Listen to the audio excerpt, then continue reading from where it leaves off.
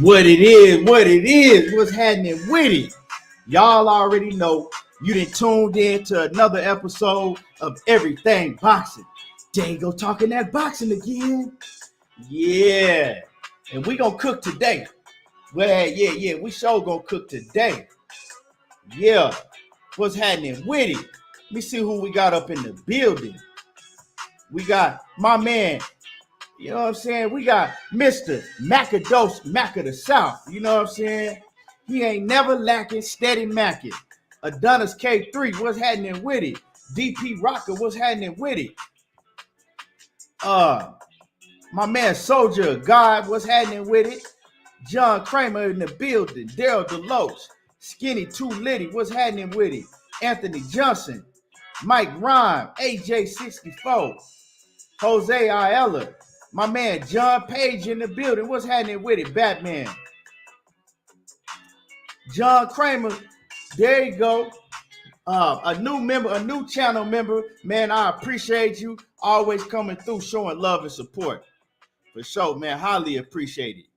Who else we got in the building? Let me see. We got my man Stan 92 in the building. Juan Ramos, Minnie Mill, what's happening with it? Ball, what's good with it? Yeah. So yeah, we off in here. Gonna have another hell of a show. And you know, y'all already know how I get down. Y'all already know. So when you come in the building, smash on the like button. Make sure that you jump in the comment section if you ain't done it yet, and let me know you're in the building. Yeah, we got a lot to cook on. A lot going on in boxing. We got a lot to cook on today, for sure. And did any of y'all watch them fights on DAZN this weekend? You know, it wasn't really nothing. You know what I'm saying? Y'all ain't really missed too much, to tell you the truth. Y'all ain't missed too much. You know, I messed around, I watched them, but y'all ain't missed too much. So, you know, did anybody in here watch them fights this weekend though? Any of y'all check out them fights? Daniel Jacobs, John Ryder. It was a cool fight, you know what I'm saying? It was all right. The fight on there was the co-main event. That fight was a lot better to me. The co-main event. While seeing the biggest robbery take place. Now, if y'all want to talk about a robbery, if y'all want to see a robbery, go check out the co-main event on the Daniel Jacobs and John Ryder card. I'm still trying to make that shit make sense. If you want to talk about a robbery. James, what's happening with it? My man, Juwan Rumbles, what's happening with it? Yeah, I'm still trying to make that shit make sense for sure. But you know, like I said, smash the like button as you come in the building, and we gonna chop it up. Oh yeah, Ammo Williams. I'm gonna try to get Ammo Williams on the show because my partner, he that lives shit around the corner from me. He trains Ammo Williams. That's Ammo Williams' trainer, my partner. And so I'm glad you say that because I'm gonna hit my partner up and I'm gonna try to get Ammo Williams on the show. Ammo Williams is a I like Ammo Williams. You know, he a hell of a young prospect, and he got a good trainer too. You know what I'm saying? He got a good trainer too. Nitty G, what's happening with it? Nah, Skinny Too Litty. Jacob wouldn't rob. I think we go too far with the word rob. You know what I'm saying? Think we get too loose with the word robbery. But we gonna talk about that. I'm gonna show Cook on that fight. Hey Sneak, what's happening with it? Juan Ramos said that's the homie Ammo Williams. Okay, yeah. So yeah, we gonna talk about everything. You know, it's a lot of shit to talk about. A lot of things to talk about that's going on in boxing right now. And I'm sure gonna cook on it. Let me see who else. Like I said, when you come in the building, just smash that like button, then jump in the comments, let me know you're in the building. before we get to really cooking. So I ain't gonna waste no more time. You know what I'm saying? I'm not finna waste no more time. And one of the fights that I want to talk about that happened this weekend, before we really get into, the main topics I want to cook on. One of the fights that happened this weekend was Felix Cash. He fought, what's that dude name he fought? He fought, hold on, y'all. Felix Cash, he fought Magomed, right? He fought a Russian cat named Magomed. Now, this fight shows you how dirty boxing is, and this fight tells you why. In Magomed, he was a Russian fighter, right? But this fight tells you why. If you are, if you got a name in the U.S.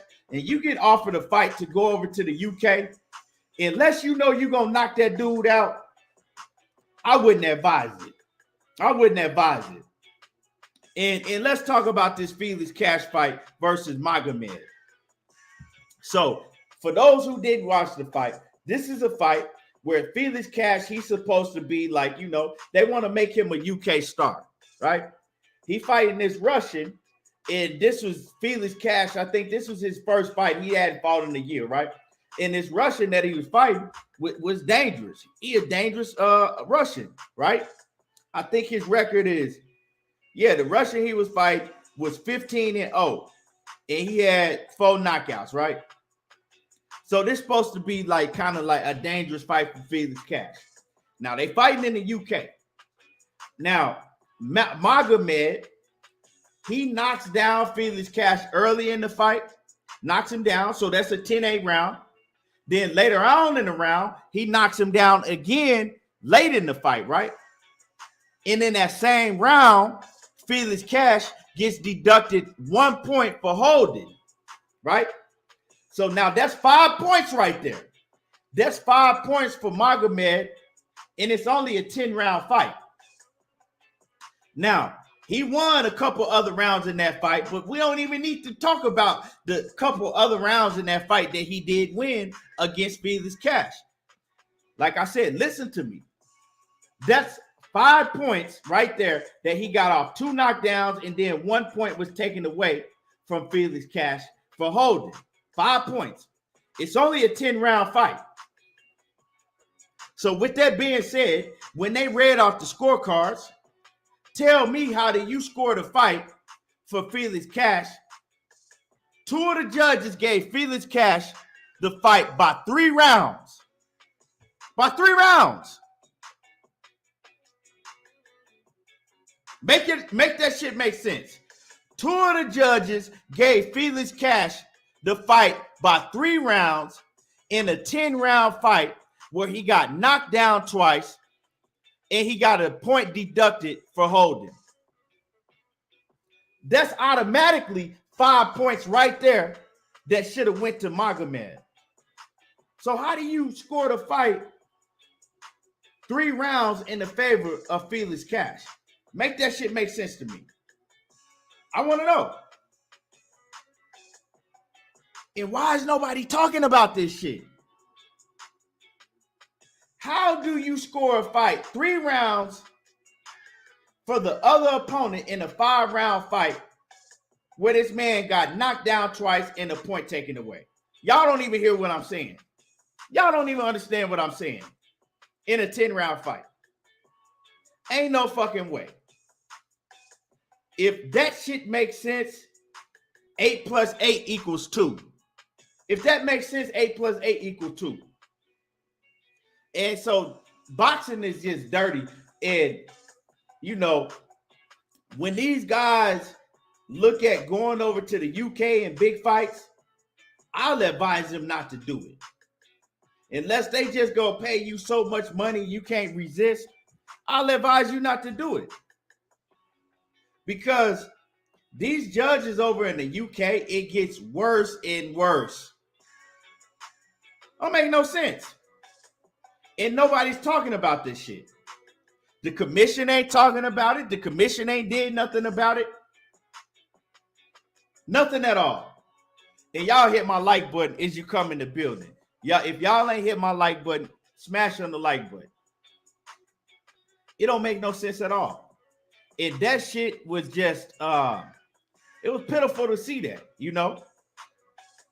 And the more things you see like that, the more y'all should understand that boxing is a business. So when you go around crying about certain shit, you need to understand that boxing is a business. The reason that Felix Cash got a win, right, in a fight that's 10 rounds, that he got knocked down twice and a point taken away, and he won by 3 rounds, right, makes no sense at all. The reason that he won that fight is because he was the star. So Eddie Hearn, DAZN, and Matchroom, they gonna make a lot more money, right, off of him by giving him the victory than they will by giving Manga a victory, right? And that shit happens a lot in boxing. Just like when you say, oh, well, Bob Arum don't want such and such to fight such and such. It ain't always to do with race. That shit is with business. These dudes is worried about what type of money they gonna see in their pockets, right? Certain fighters they'll hold down, right? And yeah, they do cater towards Mexican fighters because they believe in their fans. They believe the Mexican fans is gonna show out to these events. They believe that the Mexican fans is gonna buy their events. And me and the rest of y'all, me and the rest of the black fans, they don't, you know what I'm saying? They don't give a fuck about your dollar. They don't believe that y'all gonna buy the fights. And that's just what it is. So you go around and cry about that shit. They don't believe that y'all gonna pay for the fights. That's what they believe.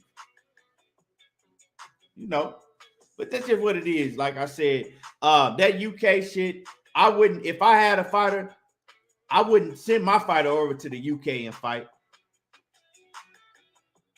My man Batman says they don't care as long as they can make their fighters better resume. It's cool with the UK. Yeah, right. A lot of people don't even understand what I just told them, but you know, it is what it is. It's shit crazy.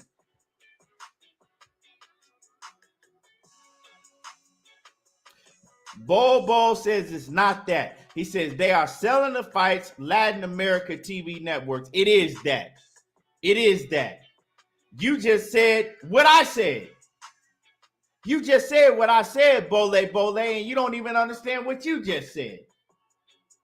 I said that they believe that they can make more money off a Mexican fighter, right, than they can off a black fighter in a lot of cases, right?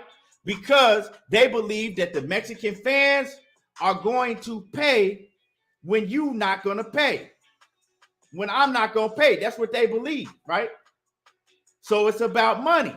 Now, you just said that it's not that. It's because they're selling the fight to Latin American TV networks. What does that equal? That equals more money, right? So you just said what I said, but then try to tell me it wasn't that.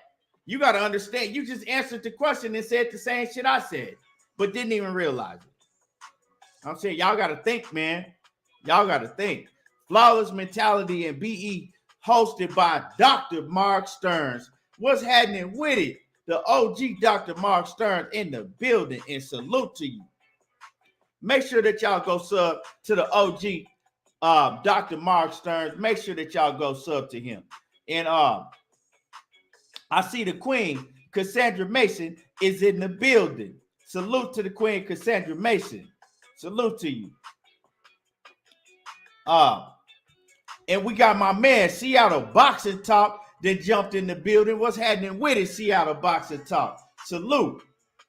And we got the Queen, Miss Sheena, is in the building. Salute to the Queen, Sheena. Yeah. We got my man, Mark Wonderlichten, touchdown in the building. And my man, not the wrong side. You know what I'm saying? He on the right side. And that's W right side, that is. Checking in. What's happening with it? Yeah. And my man boxing matchups with Dwayne Freeman in the building. You know what I'm talking about? He off in the house. And make sure that y'all go sub to boxing matchups with Dwayne Freeman. You know,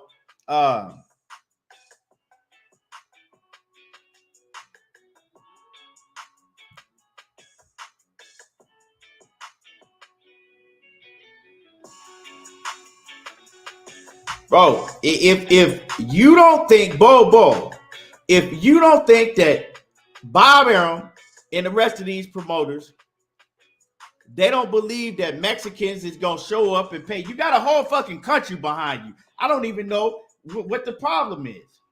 That's just common sense. They got a whole country behind them, right?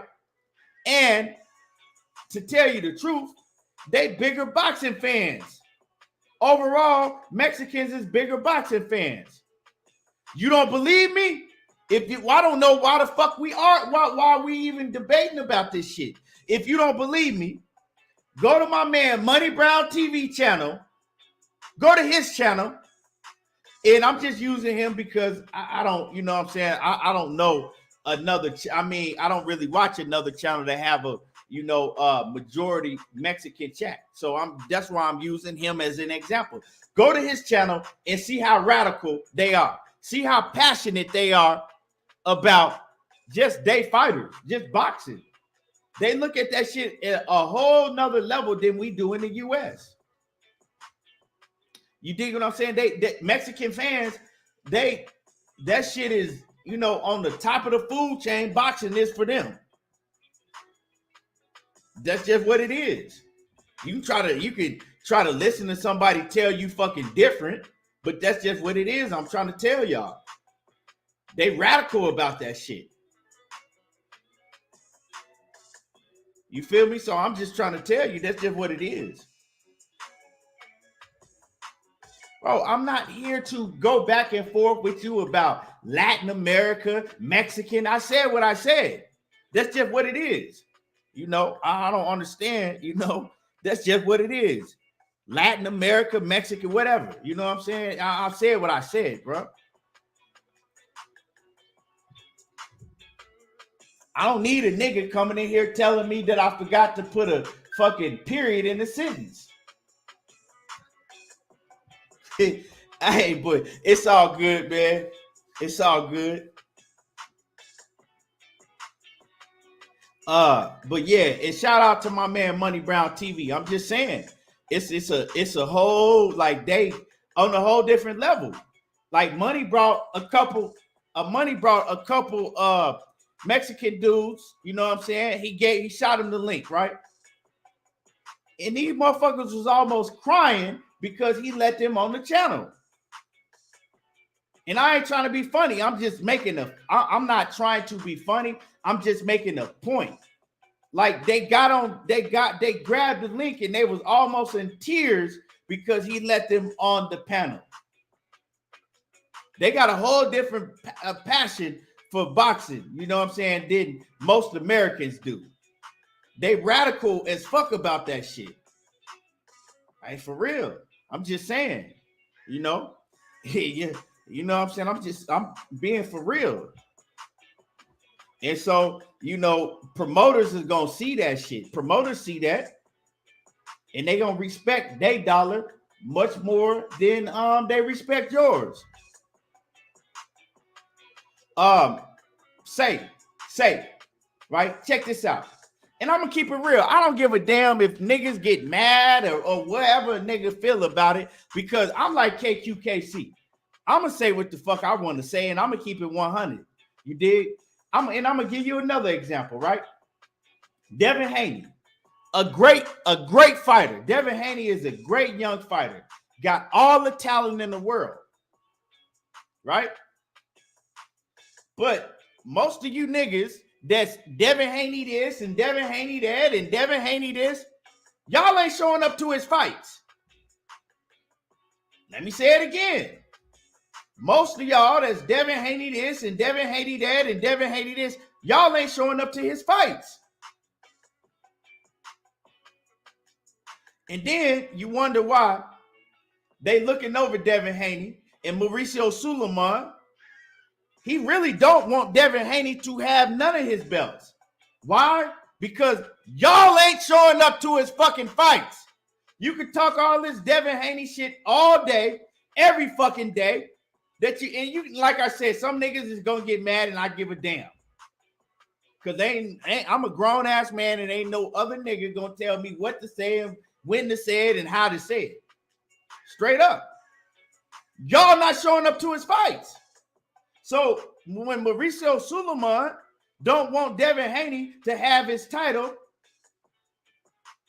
that's what it is. He don't want Devin Haney to have that belt. Why? Because he look at Devin Haney and he's like, okay, well, they ain't gonna pack out the house for him. Look at in Vegas. He had his last fight in Vegas, and I'm not shitting on Devin Haney. This ain't me shitting on Devin Haney because I fuck with Devin Haney, right? I fuck with Devin, but I'm gonna keep it 100, right? So, I'm gonna tell y'all what it really is. Devin Haney, right, just had a fight, and I mean, numbers don't lie. He just had a fight in Vegas, right? If you can't sell out Las Vegas and you live there, and then you in Las Vegas, and the majority of people in the crowd, they're rooting for JoJo Diaz in your hometown. Saying that's the shit that, you know what I'm saying, people don't want to talk about. The majority of the people are rooting for Joseph Diaz that lives in California in your hometown. And you can't sell out the arena in your hometown, right? But you can't, I'm keeping it 100. I was going to go support Devin Haney. I was going to go and the only reason I didn't go support Devin Haney, and I'm speaking for myself, I can't speak for the rest of y'all. The only reason I didn't go to support Devin Haney because I just had moved and I was in the midst of remodeling a home. I was doing a whole lot of remodeling in my home, so I couldn't do it. Other than that, I would have went and supported Devin Haney, right? But for everybody else that's crying and Devin Haney this and that, why y'all ain't go? So when y'all crying about Canelo or one of these other Mexican fighters, they fans is gonna show up. Why y'all ain't showing up? You know what I'm saying? So when you crying and wondering, well, why Devin Haney this and what? Well, that's because Mauricio Suleiman, he already won away. He's already going to support and show love and go the extra mile for his people, his fighters, right? He's already gonna do that no matter what. So when he find another little loophole or excuse not to support another black fighter, he gonna do it. And when y'all don't show up to Devin Haney fights or Shakur Stevenson fights, right? Shakur, he had a fight in Atlanta. I didn't go. But people told me it was empty seats all over the arena. Y'all didn't show up. Just saying. And the reason I'm using Devin Haney because a lot of my people, a lot of black, they always Devin Haney this, Devin Haney that, Devin Haney this, and y'all didn't show up to the fight. We go look at the numbers, and the numbers show that y'all didn't show up to his fight. Why, when I'm watching it on TV, right, on the zone, I hear the crowd is pro Joseph Diaz. But we don't want to talk about that, right? So that's just what it is, you know. It's a business, right? Now, if Devin Haney sold like Tank Davis do, I guarantee you, Mauricio Suleiman's energy would be different. And then let's talk about Eddie Hearn, right? Because we know that Lou DiBella is running around like fuck Eddie Hearn, fuck them, fuck Devin Haney, we ain't fighting them. That's just what it is. We're not fighting, right? And he said something like Eddie Hearn sent them an offer that was laughable, right? He said something like Eddie Hearn sent him an offer that was laughable. Well, I don't know what the fuck Eddie Hearn sent them. But you think Eddie Hearn, right? Because Eddie Hearn could go tell Bill Haney and Devin Haney whatever the fuck he want to tell them. But do you think Eddie Hearn is in the business of losing money? Just asking.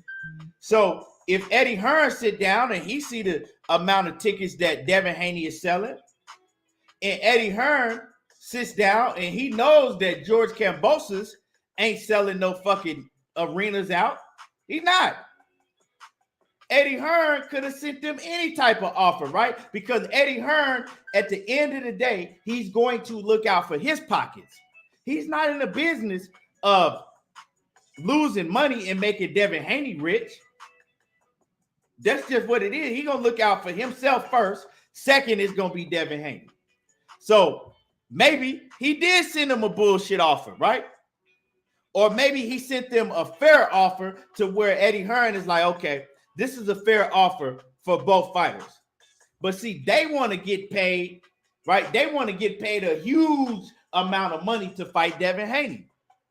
And do you think that Eddie Hearn is going to send them a huge amount of money to fight Devin Haney? No, they're not. They're not.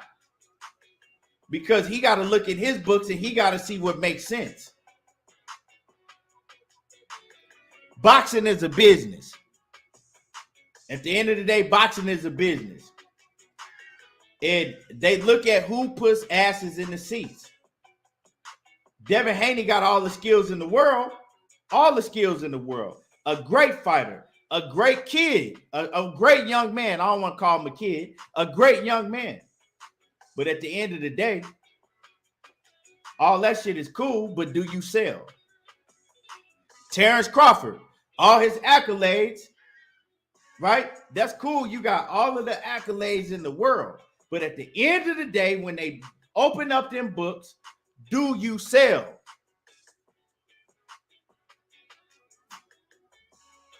Y'all don't hear me. You know what I'm saying? Because I break down a lot of shit for a lot of people. You know what I'm saying? Even on the videos that I make, all this shit. But y'all don't hear me. Because, see, a lot of y'all just want to hear what you want to hear.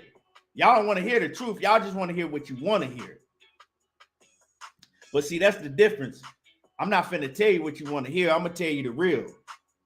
Mr. Finesse says followers don't equal support. That's some real live trill shit. That's some real live shit. Followers don't equal support. It don't at all. Mr. Finesse says, put your money where your mouth is. John Kramer said, money talks, bullshit run a marathon. Real talk. Batman says they know that Devin really ain't who they think he is.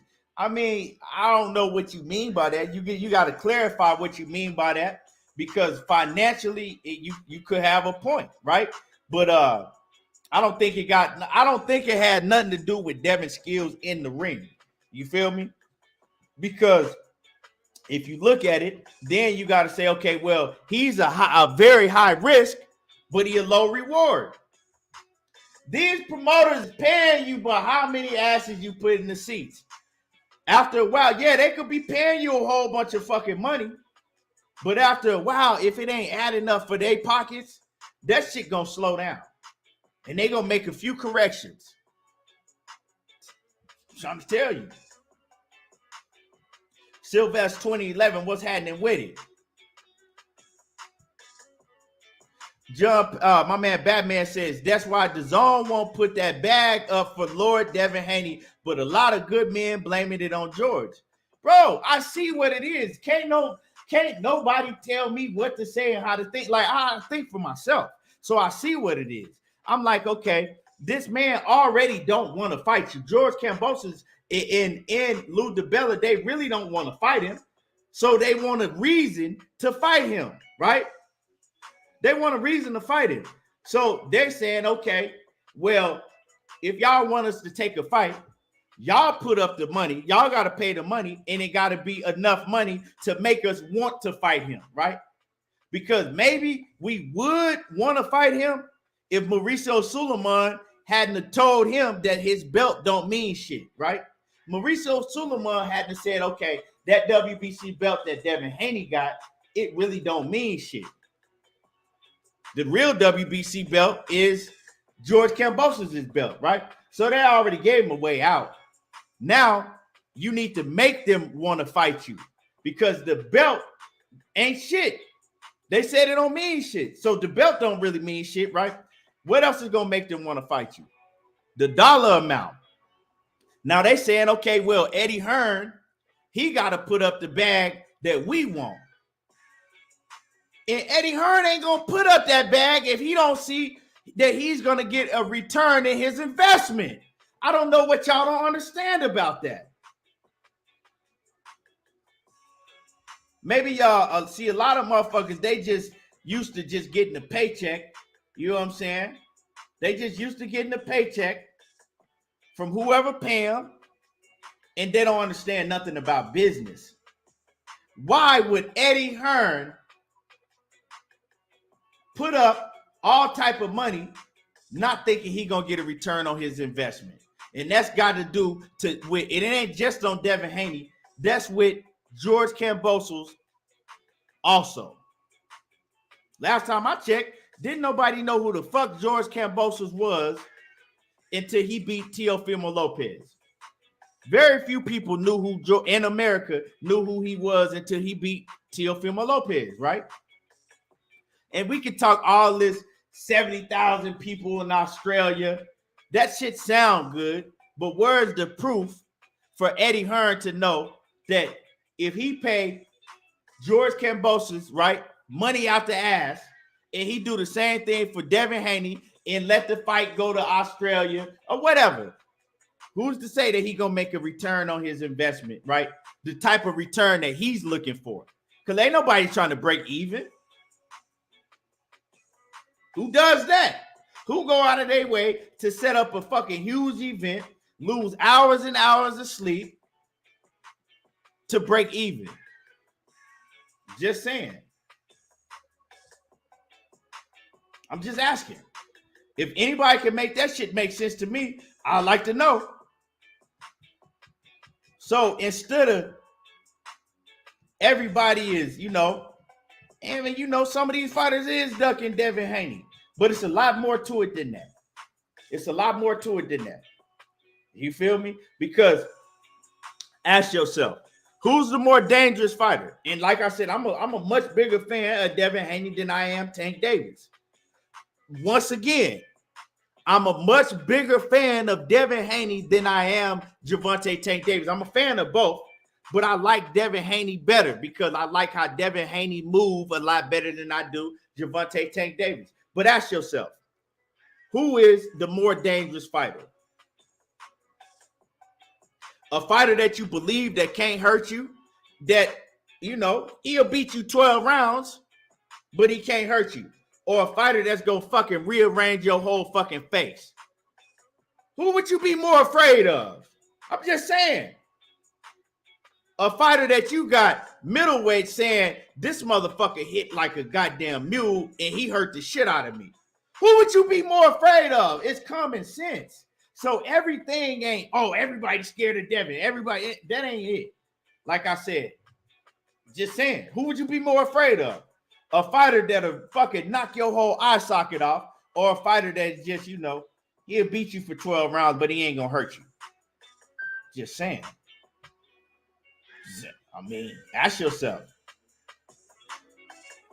Mr. Shelton, what's happening with it? He said, Devin shouldn't have chased this clown around. Fuck Kambosos. The real know what it is. Right. Why you keep chasing after pussy? If she told you no, I don't want nothing to do with your ass, then she tell you no again. If she tell you no again, I'm not fucking with you. Why do you keep chasing pussy? I understand. I don't understand. And let me tell y'all something, right? Let me tell y'all something. Mauricio Sulaiman does not want Devin Haney to be undisputed. He don't even want Devin Haney with that WBC title. And that's a real fact. Because I'm gonna tell y'all how I know this, right? If Mauricio Sulaiman wanted Devin Haney to be champion, if he wanted Devin Haney to be undisputed, you know what he would do? He would mandate a fight between George Kambosos and Devin Haney. He'll mandate it. And then people might say, well, he can't do that because George Kambosos got the franchise belt. He can still do it. He can still try to do it, right?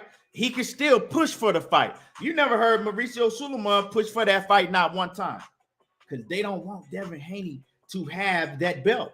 And then a lot of people think, oh, well, you know, all fighters, they pay the same sanctioning fees. Okay, cool. But you don't think, you think that Mauricio Sulaiman, all the money that he's making is just off of fighters in every division that's holding the WBC, paying him sanctioning fees? No.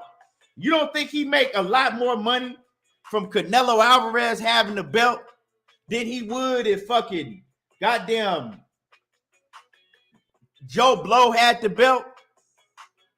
Y'all don't think Sulaiman make a lot more money from Canelo Alvarez holding the title than he would if Joe Blow was holding the title? I'm telling y'all, a lot more shit going on in boxing than we could ever wrap our fingers around.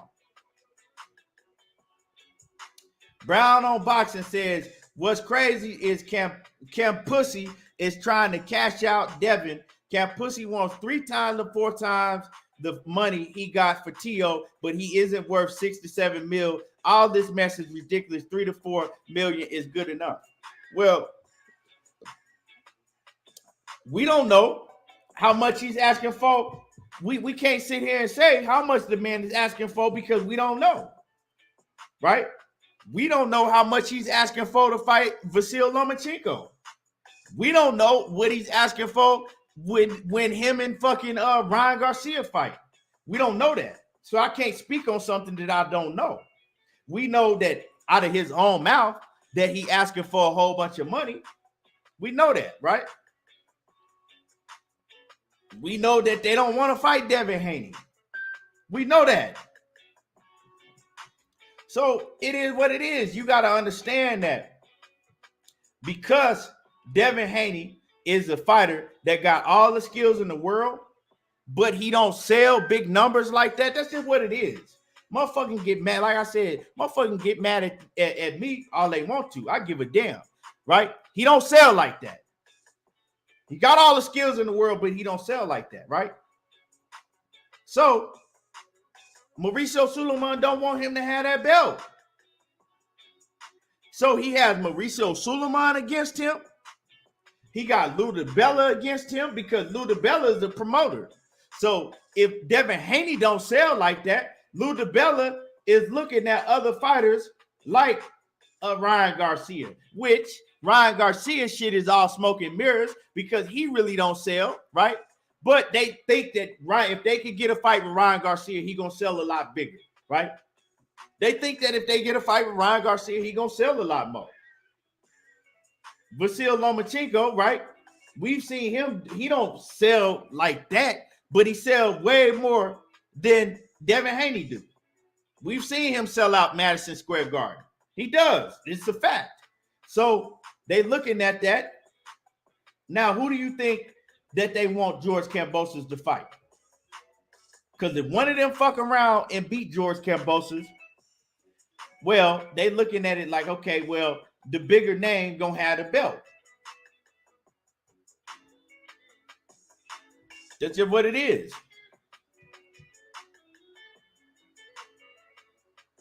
Mr. Finesse says, no business is conducted with the goal of losing money.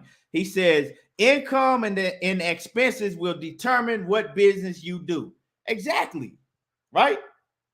But when it comes to boxing, some of y'all don't understand that. You get to acting hella radical and crying about a lot of shit instead of really thinking and looking deeper into it. Because when I look at things that go on in boxing, before I get to running my fucking mouth, I look deeper into it, right? And I'm a businessman myself. So I look at things and I say, okay, what if this was me? Ain't nobody in the business of losing money or breaking even. Black preacher man, sports fan, what's happening with it? Salute to you, man. I appreciate you. You know, I can go off and talk a whole bunch of shit and act radical, and just because, you know, and get people to agree with me on some bullshit, but that ain't what I'm on here for. I'm in here, you know, I look at shit from a different standpoint and from a realness standpoint. But I feel that Devin needs to stop chasing Kambosos and stop chasing them fucking belts at 135 pounds. Move up, because they don't want you to, they're going to block you, right? They're going to block you. They're going to block you. That's just what it is. Manny says Tank sell, Arrow sell, Wilder sell. Maybe it's the way they fight. I mean, bro, it's like, I don't see nothing boring about Devin Haney. Like, you know, earlier in his career, let's keep it real, he did have some fucking fights where you might have nodded off a couple times. You know what I'm saying? A few, but his last, Devin Haney's last like 2 or 3 fights, he didn't change it up. He's changed it up. He's exciting to me. You know, at not getting a knockout ain't about everything. You know what I'm saying? Just because you don't get a knockout don't mean that you're not exciting to watch. You feel me? So his last 3 fights, he looked good. He give you excitement. But you know, knockout sales, and a lot of fans, they don't respect the sweet science.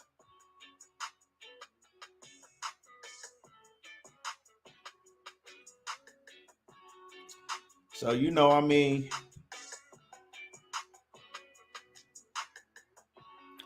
Jose Ayala says, you think Canelo won't fight Andrade because he don't sell? I've actually heard that before. No, I don't think that when it comes to Canelo Alvarez. Why don't I think that? I think that Canelo just, he sees a certain style in Andrade, even though I think that Canelo will beat Demetrius Andrade as of right now. I think he'll beat him. But he sees a certain style in Andrade where he don't want to fight. Canelo is the type of fighter to where he going to make his bread regardless. You feel me? So that ain't the case with Canelo, because he going to make his money regardless. You see what I'm saying? So with Kambosos, right, they looking at Devin Haney as a dangerous opponent. So they want to get paid to where he like, fuck it, I ain't tripping. I'm going to make my money regardless. But if it don't fucking make dollars, it don't make sense. And if you don't have the proof to show that you selling, right, that you selling like that, they not just finna keep dishing out money and paying you these big ass purses if you ain't bringing in the revenue in return. And then if you looking for Lou DiBella or another promoter to pay you, that shit sure ain't finna happen, because all they have to do is look at the numbers, look at the ticket sales, and they gonna be like, oh, hell no. Nah. Oh, hell no. Nah. We ain't finna pay him that. I'm sorry. It's cool. You've been getting that amount of money, but you ain't finna get it from us. That's just what it is. Just what it is. Now, you know, I know every fighter, once they start getting paid a certain amount, they got a chip on their shoulder, right? So they like, okay, if I'm fighting and I'm making, let's just say $3 million a fight, right? I'm making $3 million a fight, $3.5 million a fight. Now, I go into a fight with Undisputed. If it's Undisputed, I need to make more than $3 million a fight. And I don't know what Devin Haney and Bill Haney told him behind the scenes, but I'm just saying this is how most fighters do business, right?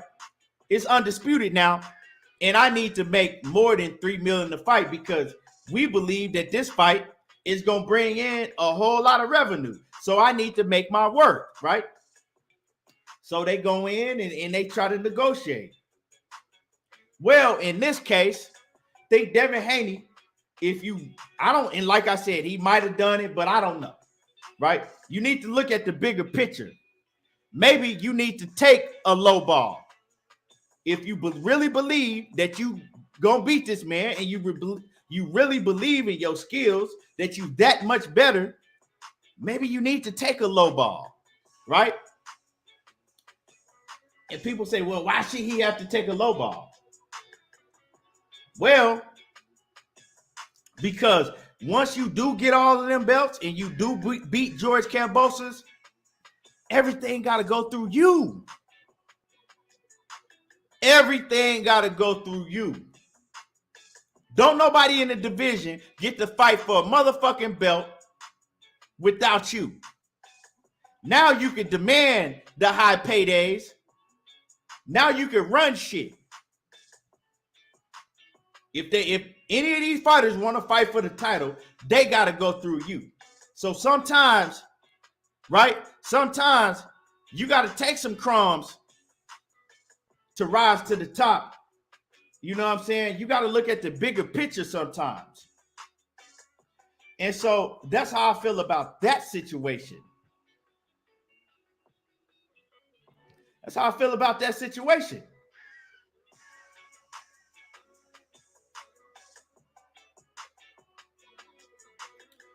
So sometimes you got to take less to get more in the future. You dig what I'm saying? Sometimes you got to take less to get more in the future. You dig what I'm saying? So, because we know they don't want to fight you. We know that Mauricio Suleiman and the rest of these promoters, they going to do everything they can not to fight you. But if they ain't got no fucking choice, because, yeah, now you got the WBC. They just pretend like that shit don't exist, right? They just made the franchise the belt that is the belt, right? They made that shit up. They pretend like your shit don't mean nothing. But see, if you got all the belts, ain't no more fucking pretending going on. If you got all the belts, it ain't gonna be no more pretending going on. All roads lead through you.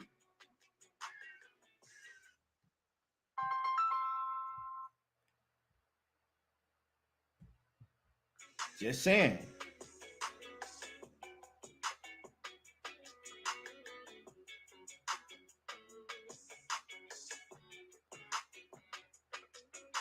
What's happening with it? Coach in the building. What's good with it?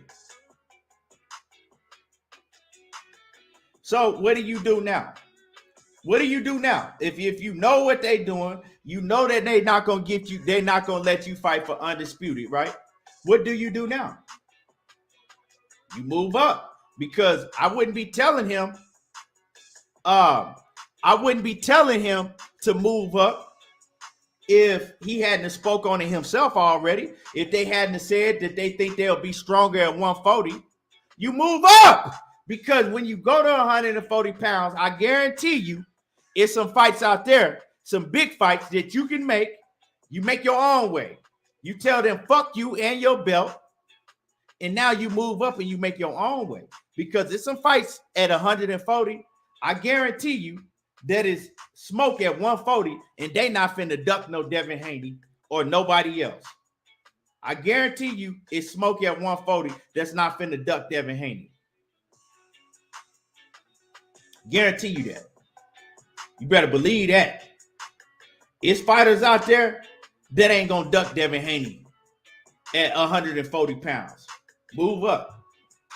Stop chasing pussy and move up. That's just how I feel about the situation. You know what I'm saying? Or you could stay at 135 and you know, and continue to chase pussy that's running away from you. My man Seattle Boxing Talk.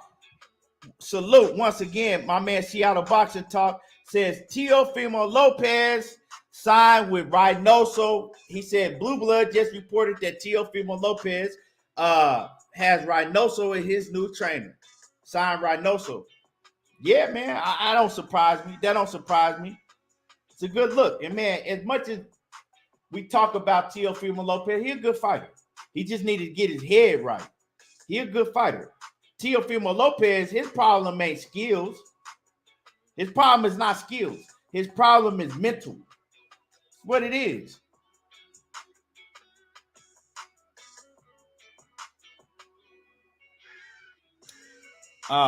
You know.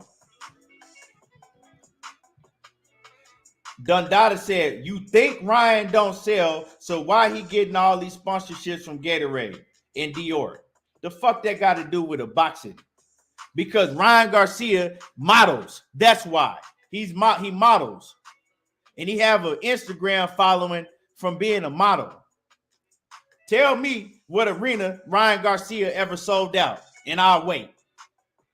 Tell me what arena Ryan Garcia ever sold out. So don't come on here telling me what I think. No, it's what I know.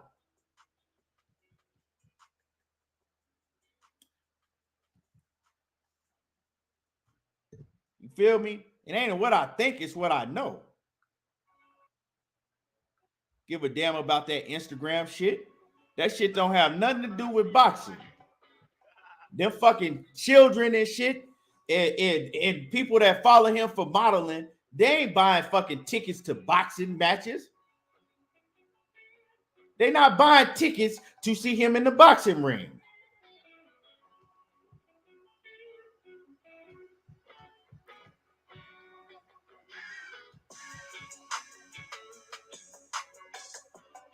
Dan says Haney will gain more fans at 140. Yeah. You know why he'll gain more fans at 140? Because it's much more solid fights for him. And he ain't, 135 is packed. Don't get me wrong. 135, when it comes to big names, is packed. But what does it matter if them fighters don't want to fight you? And you can't get them fights. At 140, he going to be able to get them solid fights. What it is. Abel Perez says the new face of boxing is Shakur Stevenson. No, because Shakur Stevenson to me is probably the fighter. I say that he the fighter that has the biggest upside in boxing. I don't think nobody's fucking with Shakur Stevenson from 130 to 135, right? But that don't mean nothing. It's about, can Shakur Stevenson put asses in the seats just like Devin Haney? Right? Can Shakur Stevenson start selling out arenas? When Shakur Stevenson, when he can start selling out arenas, that's when he will become the face of boxing. Until now, he's just a hell of a fighter. It's a new day and age, y'all. It's a new day and age, y'all, Back when I came up, when I was growing up watching boxing, fighter they ain't really have to say shit. If you went in there and you fought and you did your thing, fight fans was going to respect you because it was a whole different fight fan. Fight fans was different back then. They ain't fucking go to goddamn Instagram to see how many followers you got before they want to see you fight. We got fight fans now. They don't give a fuck about watching you fight. They want to go to Instagram to see how many followers that you got. And if you got a whole bunch of followers, then they might be interested in you. The truth.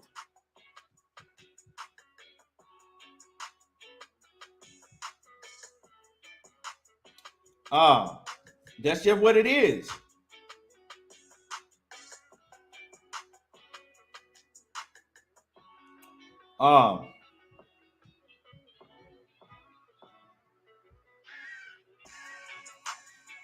And my man John Kramer says Crocodile Dundee act like he's some global star. He says, don't nobody know him, only Kangaroo Jack know him. And he talking about George Kambosos. Don't nobody know him in the U.S. Now he got, some people know him because of Teofimo Lopez, but still, are those people that know you now, they gonna buy your fight?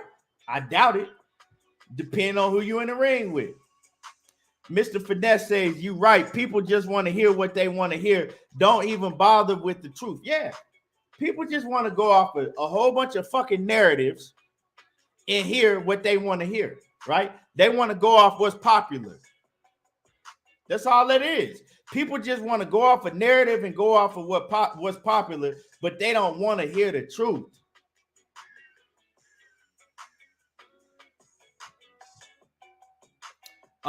It's just what it is, y'all.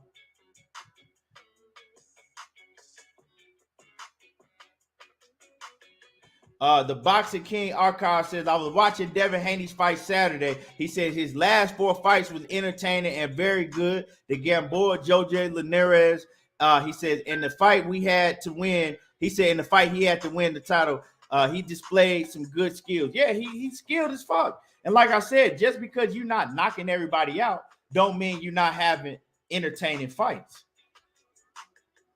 But you still got to translate that into tickets, sales, and putting asses in the seats. And a lot of y'all that's crying about Devin Haney this, and Devin Haney that, and Devin Haney this, and Devin Haney that, and Sir Devin Haney this, ain't flying out and ain't buying tickets to his fights. Saying, get mad if you want to.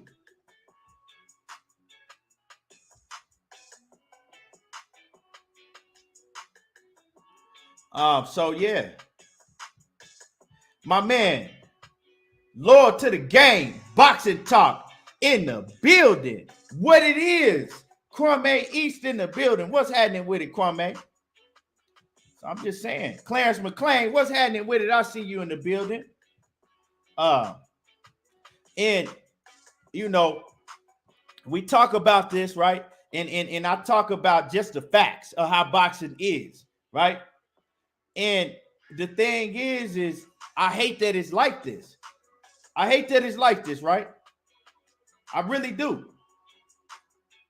But it is what it is. You know what I'm saying? A lot of shit is fucked up in life in general. But you just got to roll with the punches and keep moving.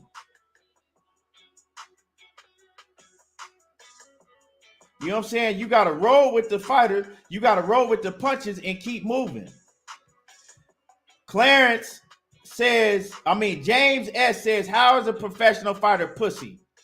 Just because you know how to fight don't mean you ain't pussy. In the words of the great brother Batman. You know, maybe your brain can't fucking fathom that, but just because you know how to fight don't mean you ain't pussy. Being a pussy or not being a pussy don't have nothing to do if you can fight or not. A lot of motherfuckers can fight. That don't mean they ain't pussies.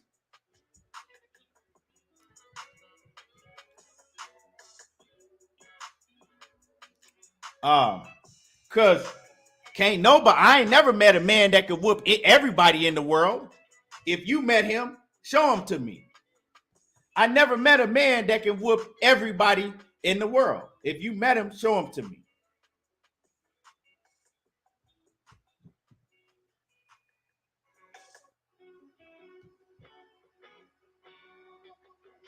Brown on Boxing says, this is boxing, not modeling or acting on Baywatch. These fake ass boxing fans scared to see their guy in a real fight where he might get beat.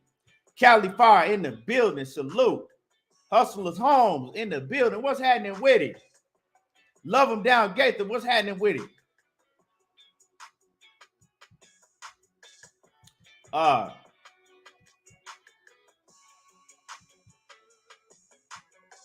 Let me see.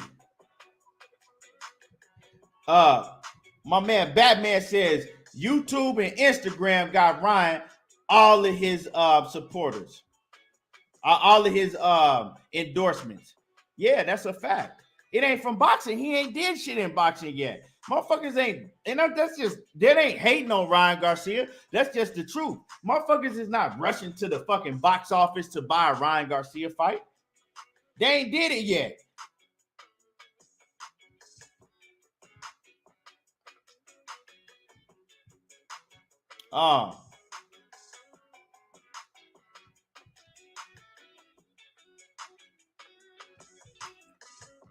So that's just what it is.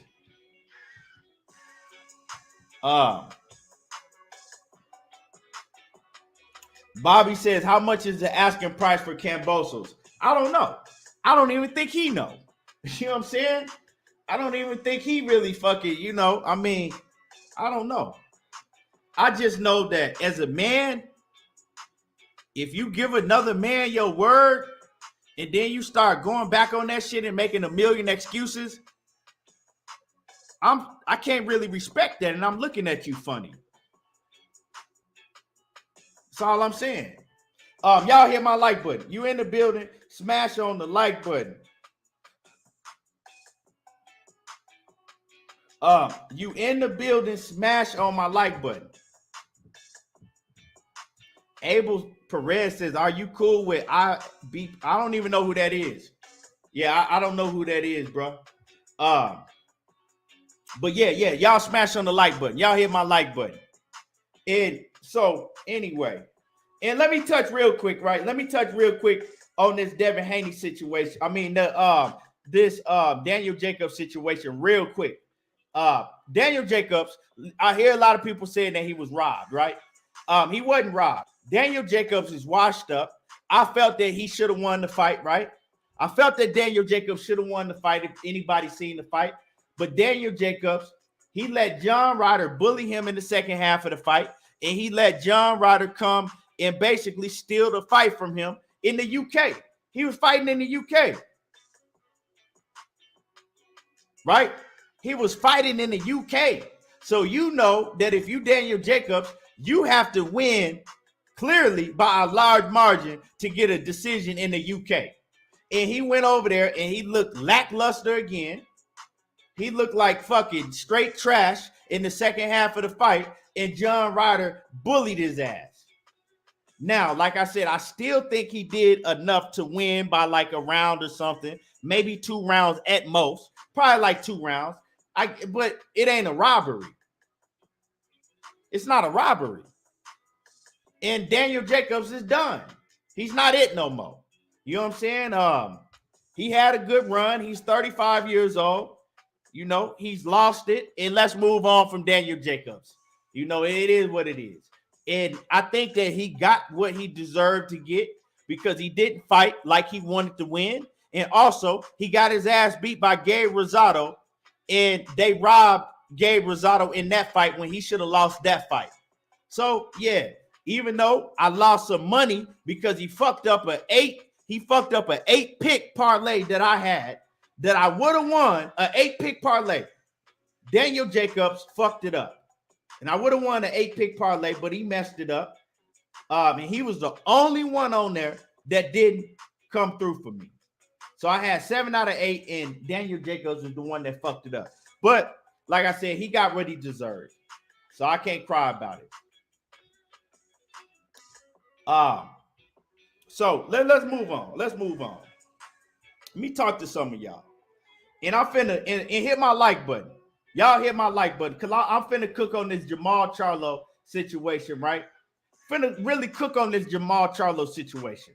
And I've been wanting to do a video, but I said, you know what? I'm going to just cook on this shit when I go live. Because, and whoever feels some type of way about this shit, you can feel some type of way. And if you think I'm talking about you, I'm talking about you, right? I'm not talking about nobody in particular, but if you feel that I'm talking about you, I'm talking about you. This is my thing with the Jermall Charlo situation, right? A lot of y'all grown-ass men, y'all get on YouTube and y'all start pulling up your skirts and just showing how pussy y'all really are, right? Y'all on here crying, Jermall Charlo, he needs help. And yeah, he done lost his chance at Canelo Alvarez and Jermall Charlo this, and he's just a criminal. He needs to be stopped. You motherfuckers on here acting like some real pussies. Straight up and down. I don't know what the fuck happened in Jermall Charlo's household. Whatever happened with Jermall Charlo and his family member ain't got shit to do with me, right? Why should I be on the fucking internet? Jermall Charlo, he needs to be stopped. He's out of control when he's just a lunatic and he's just lost his. And Jermall Charlo, you niggas acting like bitches.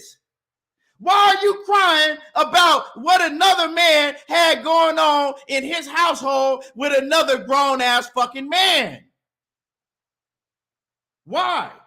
If he put hands on another fucking grown-ass man, let them deal with that shit.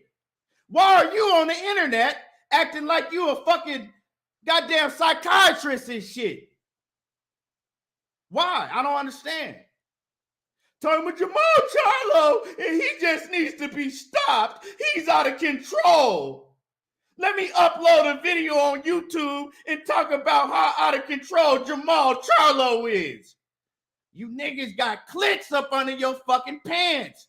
If you fucking raise your skirt up, let me play with your clit. Why y'all acting like bitches?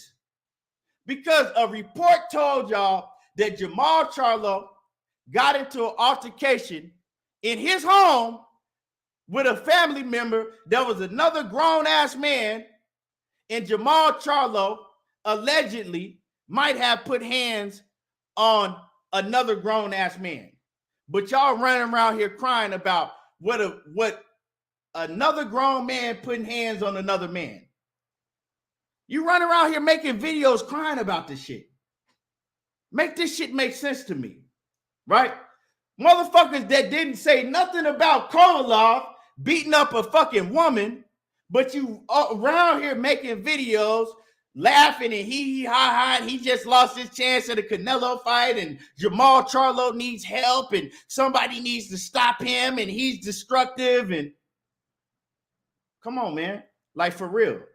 I didn't put my hands on there plenty of fucking grown men, and a lot of y'all have too. So why are you fucking crying and acting like Jermall Charlo we don't know what the fuck went down in that man's household, right? We don't know what went down in his household.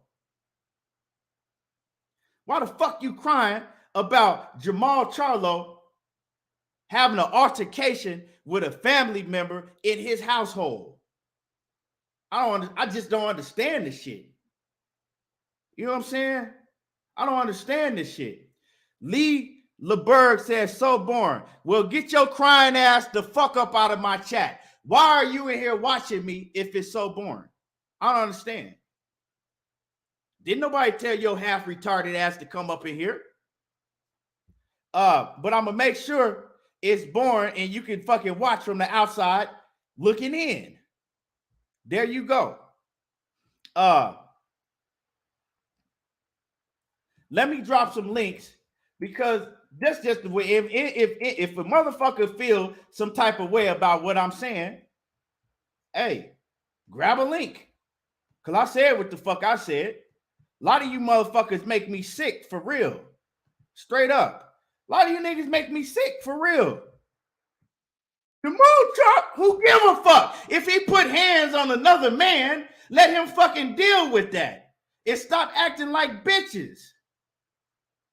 Making fucking videos on YouTube and uploading shit. Fuck your upload. And I'm not no fucking big ass, like I ain't no fucking just radical Jermall Charlo fan. I fuck with Jermall Charlo, but come on, man. Like, that's why I know I wouldn't go around some of you niggas in real life. I just wouldn't. For real. You know what I'm saying? I wouldn't. I was taught to stay out of another motherfucking man business. Straight up. I was taught to stay out of another motherfucking man business. Man, Batman, man. I don't know, man. How you feel about this? Keep it 100. How you feel about this? All these niggas making videos and Man, these dudes don't like him because his brother, man. Jermall Charlo. I mean, Jermall never really did nothing, man. You know, I mean, he got into a fight. Man, what the fuck? He ain't killed nobody. He ain't selling no drugs. He ain't get caught with a lot of guns, illegal guns. He ain't get, you know what I'm saying? He's not a criminal. I mean, I ain't never know a motherfucker to call the police over a fist fight. But hey, man. So have you ever put hands on another man? Most definitely. Okay, so if you get into it with another grown ass man, and then you go on the fucking YouTube and you see a whole bunch of motherfuckers crying and shit, what is them men to you? They This ain't built like man this. put his hands on his You know, cousin. I look at, even though I come from a certain cloth, man, a lot of these dudes not built the way I'm built, so I don't even read into them niggas. Like when I Right, go on the bro. I YouTube just shit, don't, man. man. I guess we come from a different, you know what I'm saying, different type of, So I can't understand it, bro. Like, what the fuck I look like making a video crying about another man putting his hands on another man? I don't know, I don't kid, understand, bro. bro. Leave that shit alone. It's like, and I'm not talking about everybody that made a video about the situation, right? Because yeah, some people feel like, okay, it's gonna be out there, it's out there anyway. Make a video, but don't make a video crying about the shit. Just Or keep it bad. 100. Like, I don't know what went on in the situation. Hopefully, he get this shit cleared up so he can go on and have his fight with Canelo Alvarez, and let's stay tuned to see what happens out of this situation. That's cool. Yeah, man. Because But it when was a lot of Kovalev, punk ass shit I was seeing. when Kovalev beat the bride about raping her, man, he still got a Canelo fight. Right. It was just a lot of punk ass shit that I was seeing, bro. And I'm not feeling that. I mean, he ain't put his hands on another woman. I mean, he ain't put his hands on a woman. He put his hands on another man. Right. Hey. It was a family family issue, right? Right? It was a family issue. Right? It don't make no sense at all. You know how it is, man. None, bro. Dudes, some of these dudes talk like bras, man. And some women don't even talk like these niggas be talking. This shit be crazy. Right. I didn't see none of the women that got boxing channels upload crying about, you know what I'm saying? Like, what the fuck is y'all doing? Like, I don't understand it, bro. Grown men. We talking about grown men here. Y'all ain't even crying at Canelo. I mean, considering taking an $85 million deal to fight Bivol and fucking Triple G. Why y'all ain't crying over that? But hey, man, It's just grown ass men, bro. Cassandra said, what I missed? Just some, a lot of grown men acting like bitches on the internet. Ain't nothing new. Sheena, the queen, Sheena says, I wonder who called the cops. When this is the thing, right? When you got bread and you put hands on somebody, allegedly, I don't know what went on, right? Motherfuckers gonna try to get some money up out of you. A lot of cats is gonna try to get some money up out of you. But that's some bitch shit, though. Yeah. I mean, if y'all in there having an argument, both y'all went off, both y'all locked up, now you try to get some money. That's some sucker shit. So and right, and so a lot of people say, well, he's a professional fighter, right? Okay, well, his cousin knew he was a professional fighter, right? Before he got to running off at the mouth or got into whatever altercation that he got into. So if you knew that you were finna pick up the phone and dial them people, maybe you shouldn't have fucking ran your mouth in the first place. You feel me? If you knew, now I guess they taking it to now I'm hearing that it ain't gonna be like no charges pressed, but they taking it to civil. So what does civil mean? Civil mean that he wants some bread out the man. Yeah, he wants some money out of him. I mean, right? Like you said, when he picked the argument or whatever, how it went, if you knew you couldn't fuck with that man, you should have stepped the fuck out. Right. Like a lot, and you're gonna call the police, so you might as well step off like a lot of these suckers do that don't want confrontation. And it's like, right, it's a different thing, right? If we see a video of Jermall Charlo at a club or in public and he just, you know what I'm saying, putting hands on motherfuckers, right? Then you like, okay, he in the wrong places. He kind of out of control, right? Right. I'm still not finna speak on this shit because it ain't not my business, but I can understand but you don't know what went on in that man's household with his family member. But I'm glad I never clicked on none of them joints. I don't even click on shit like that. When it's outside of boxing, I don't really give a fuck. Yeah, bro. Like it's just like um, As long as ain't no kids involved, I don't even give a fuck. right, bro. It's just crazy, man. And it's like our motherfuckers love that shit, bro. They get off Yeah. on that shit. You got niggas that's acting like bitches and a whole bunch of motherfuckers that run behind them that act like bitches they self, and they all just join together. They love that shit. You know what I'm saying? They get off on that shit. Most Shit definitely. crazy, man. Shit happen between family members all the time. You know what I'm saying? That shit happens all the time. Whatever happened, I don't know. It ain't none of my motherfucking business. And I just like how women act now, man. Women, Slim, when they fight, when it's family member fighting the family member and the woman, they don't even call the police, man. I swear, man. That shit, I never, Right. I don't know, man. I never seen the police come to nobody house by With a the woman, up. with two women involved. I never seen Nah, it. even two men involved. I never seen it. I Oh, just you never talking about seen a it. woman call a police on the men? Yeah. Nah, I'm talking about no. I'm talking about a man fighting a man, and they cousins or brothers or friends and the fam, and it was in the house. I never seen nobody call the police. If two women fight, I never seen nobody call the police. Yeah, but see, Jermall Charlo got bread. You know what I'm saying? So a motherfucker gonna tempt Jermall Charlo like, yeah, motherfucker, yeah, I dare you to.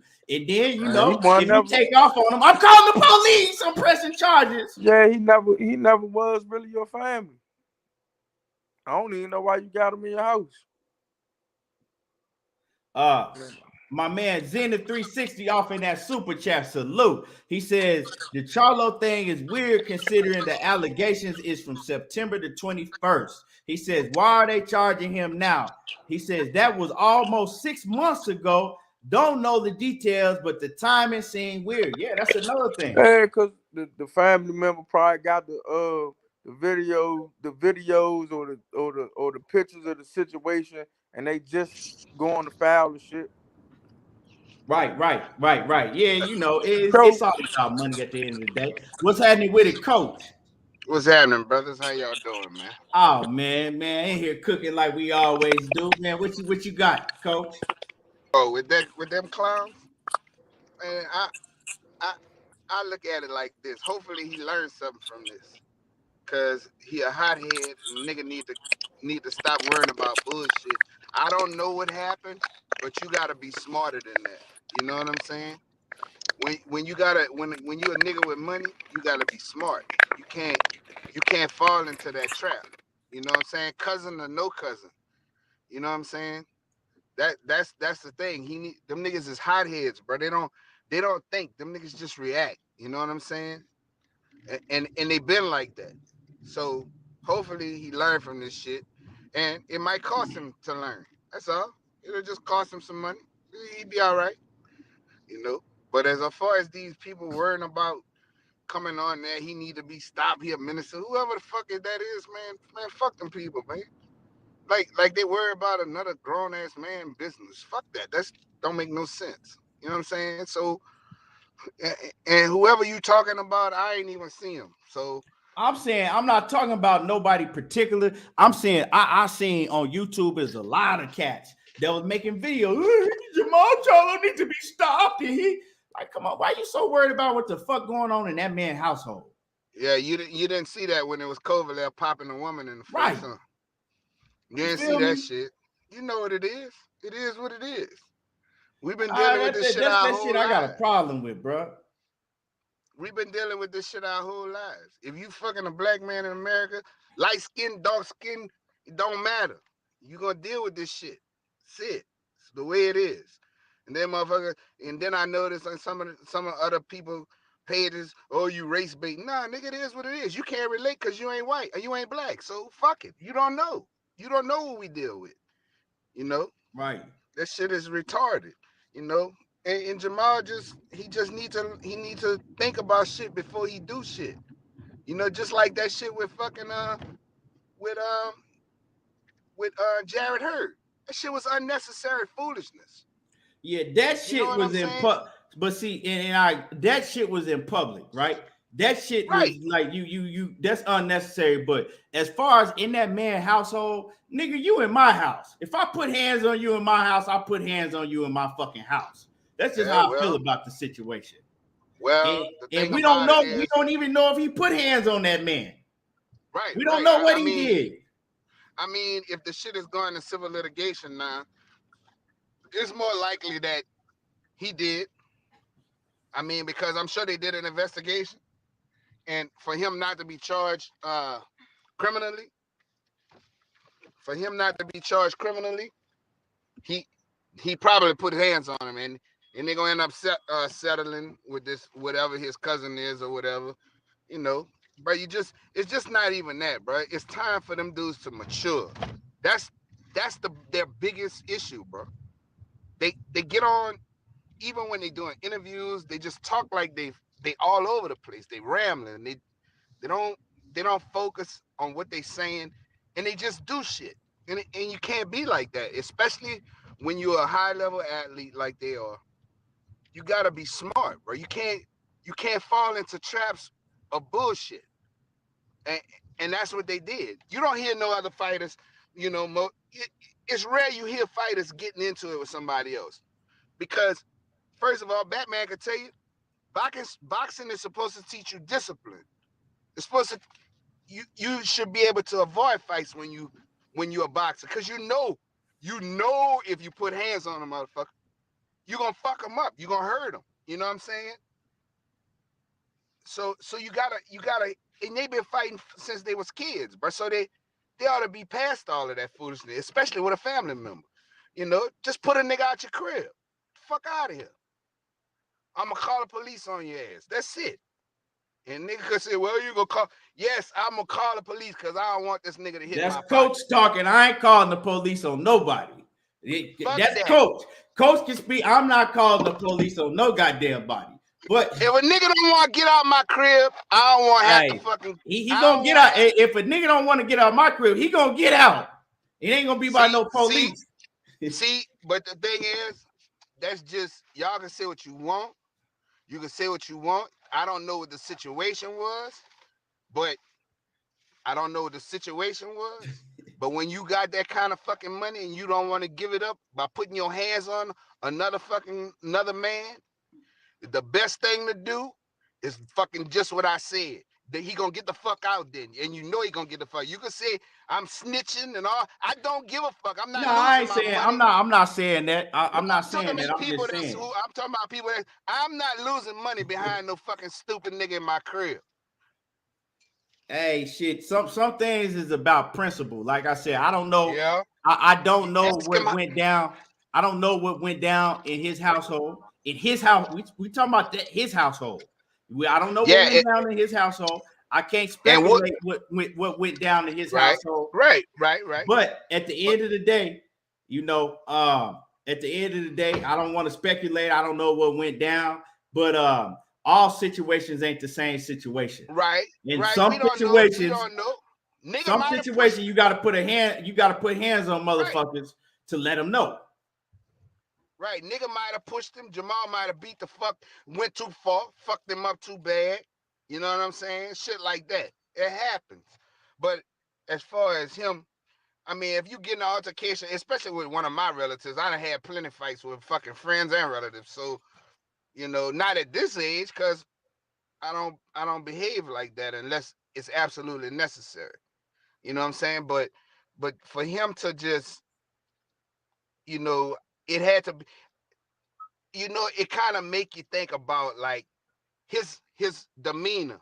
See, if you got a bad reputation and demeanor from the gate, it's gonna automatically make you look bad in the eyes of the public. You see what I'm saying? I see what you're saying. I mean, I hear what you're saying. Right. It's gonna make you look bad because they done seen you act a fool before.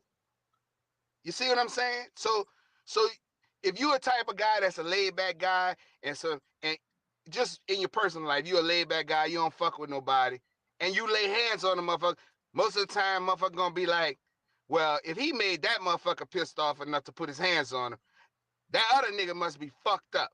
You see what I'm saying? But when you out there and talking shit and going in people's faces and getting into altercations and all of this kind of shit out in the public, and then some shit like this happen, it gonna make people's speculation is gonna go straight to, Jermall Charlo's fucked up because of because his behavior not inside his household. You see what I'm saying?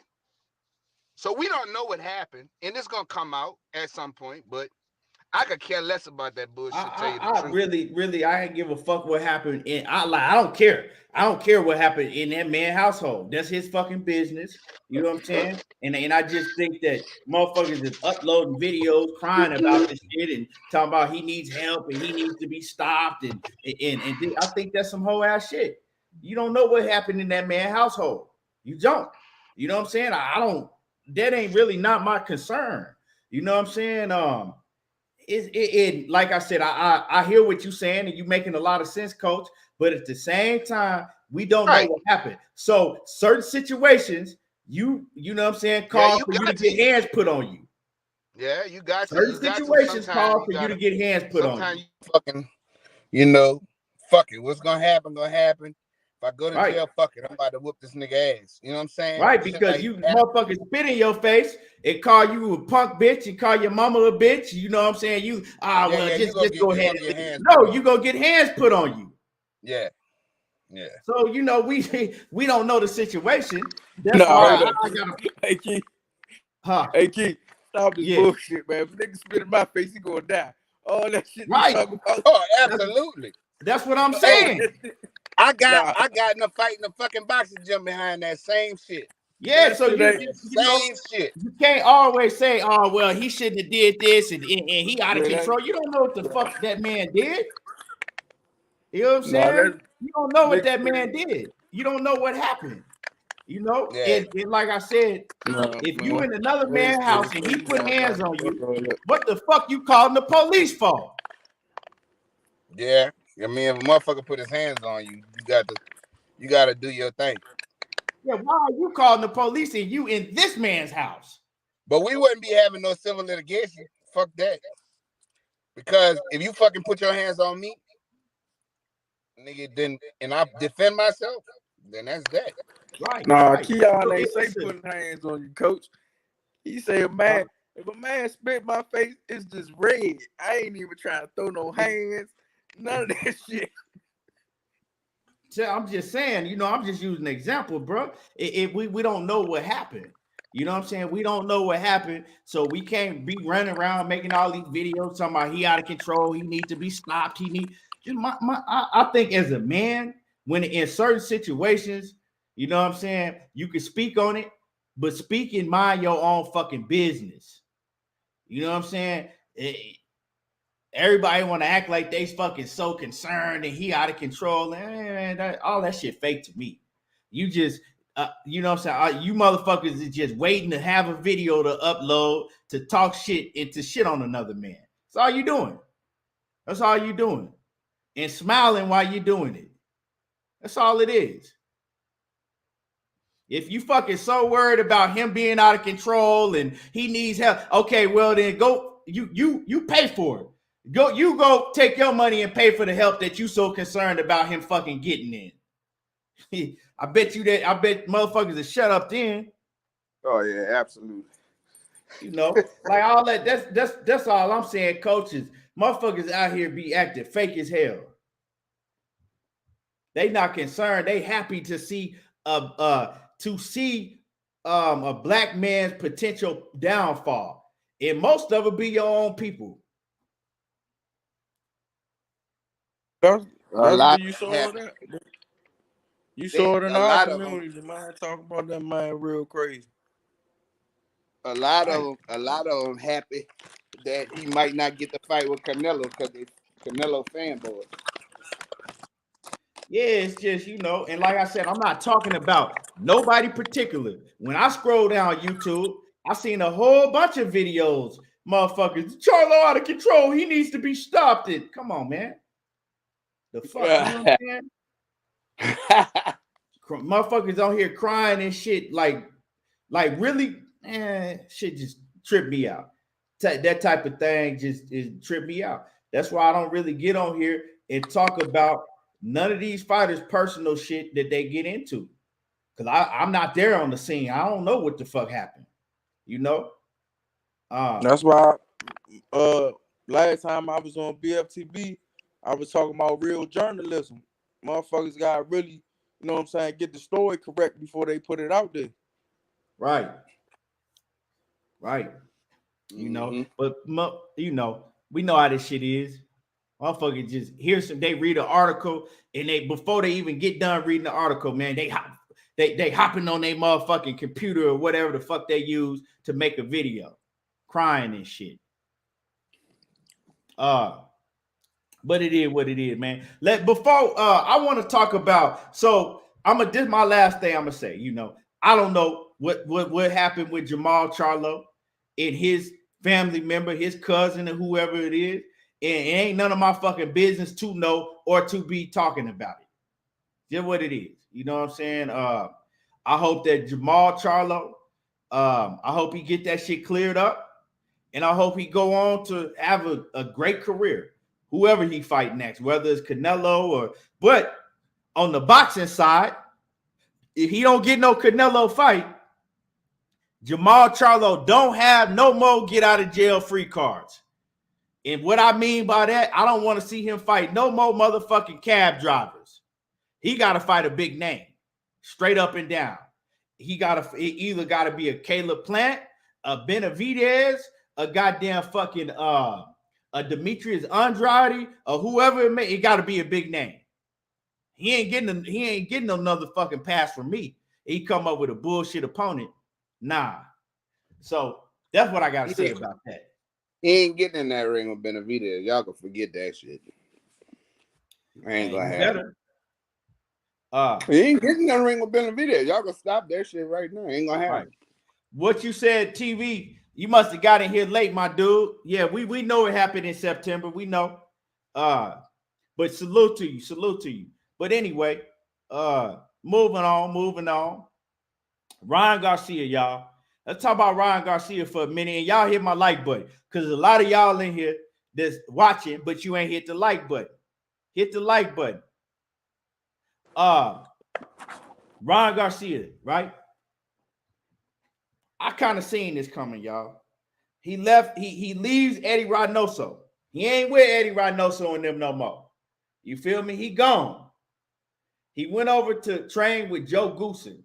Now, I seen this shit coming when Canelo and them came out and was basically saying, hey, motherfucker, his head ain't in the game all the time. He ain't putting in the work that he should be putting in, the kind of work that we require in our gym. He need to get on this shit. Right? And I'm paraphrasing. That ain't exactly the words, but that's basically what they had said. So I seen when I heard Canelo come out and say that shit, I was like, yeah, he ain't finna be training with them for too much longer. And now, months later, we hear that he no longer training with Eddie Reynoso. He done ran over and he fucking with Joe Goossen. Now, my thing is, he says that the reason that he's not with Eddie Reynoso no more is because of availability. He says that Eddie Reynoso got a lot going on and he needed that one-on-one time. What the fuck? But me, I think it's more that shit. I think it's more that they was on his ass, right?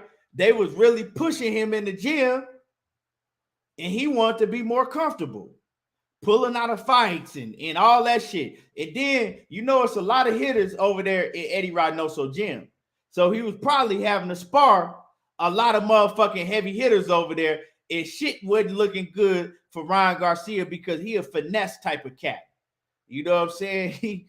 And that's just what he is. And so, like I said, he said it was because of availability, but I ain't hear nobody else talking about that Eddie Reynoso wasn't available enough for him. He got a hell of a stable over there. But Joe Goossen, right? Joe Goossen is a good trainer. And then I'm gonna pass it to you, Batman. I'm gonna give it to you, Coach. Right? Joe Goossen, he's an all right trainer, right? He's an okay trainer. But the thing about Joe Goossen is every fighter that you see with Joe Goossen, they don't stay with him too long. So I'm telling y'all right now, before I even get deep into this, Ryan Garcia ain't gonna stay with Joe Goossen for too long. No fighter that you see with Joe Goossen in the past 5-6 years, they don't stay with him too long. They'll be with Joe Goossen for a fight or two, and then all of a sudden they ain't with Joe Goossen no more. The kid, Vito Melanicki Jr. Who else? It's a lot of fighters that's been with Joe Goossen, but they only stay with him for about 1 or 2 fights. And so if Joe Goossen was such a great trainer, why none of these fighters stand with him? I'm just saying, I don't see this relationship between Ryan Garcia and Joe Goossen lasting too long. And also, Joe Goossen is an old school cat. Ryan Garcia ain't going to be able to fuck off with him. He not. Ryan Garcia ain't going to be able to do no fucking off with Joe Goossen. He an old school type of cat. And you want attention, he going to give you all the attention that you need. But I just don't see it lasting long, just for the simple fact is every fighter that I see with Joe Goossen, I don't know why. I don't know why. They just don't stay with him too long. I know why. He sucked. Yeah, I'm about to say the same thing. What happened? He sucked. Y'all go ahead and cook on this. Go ahead, Bat. Joe Goossen not that good to me, man. I mean, even all right. Now let's go to some of his fights. His recent fight was Fat Boy. He ain't Randy. What's his name? Andy, and what's his name? Ruiz. Andy Ruiz and my dude. That's my dude. Chris Arreola. Yeah, Chris Arreola. In that fight, yeah, he couldn't tell Chris the adjustments in the fight. His game plan was some shit from the start. When the game plan wasn't working, he couldn't give advice. Now let's go to the Floyd Mayweather.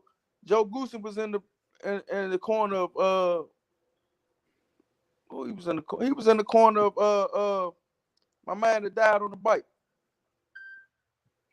Who? What happened? Run that back. You said he was in who? He was in the corner of my man that died on the bike. Diego Corrales. Diego Corrales. Diego Corrales, yeah. Floyd Mayweather. I thought Diego Daddy was in that corner. Yeah, but Joe Goossen was in the corner too. Yeah, he was. You right. He couldn't give the boy no instructions, man.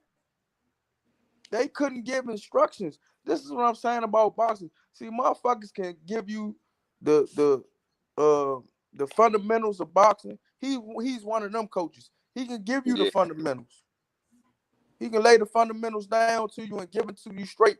But when it comes to that irregular shit, or trying to put a game plan together, or in there when it's going on and your game plan ain't working, you got to go to plan C, plan B. He's not one of them coaches. He's not one of them coaches. You know, he can break down the fight in front of you. I give him that. He can, you know what I'm saying? He can, tell you what's going on in the fight and all that. But putting a plan and trying to beat somebody, he cannot do it. And I can give you another joint he was in, man. I gotta come to mind. See, the shit guy dropping my mind, but I be knowing he be in the corner because I be like, what the fuck, this coach is shit. Before I even knew his name, I said he was some shit. Pretty much. But go ahead, coach.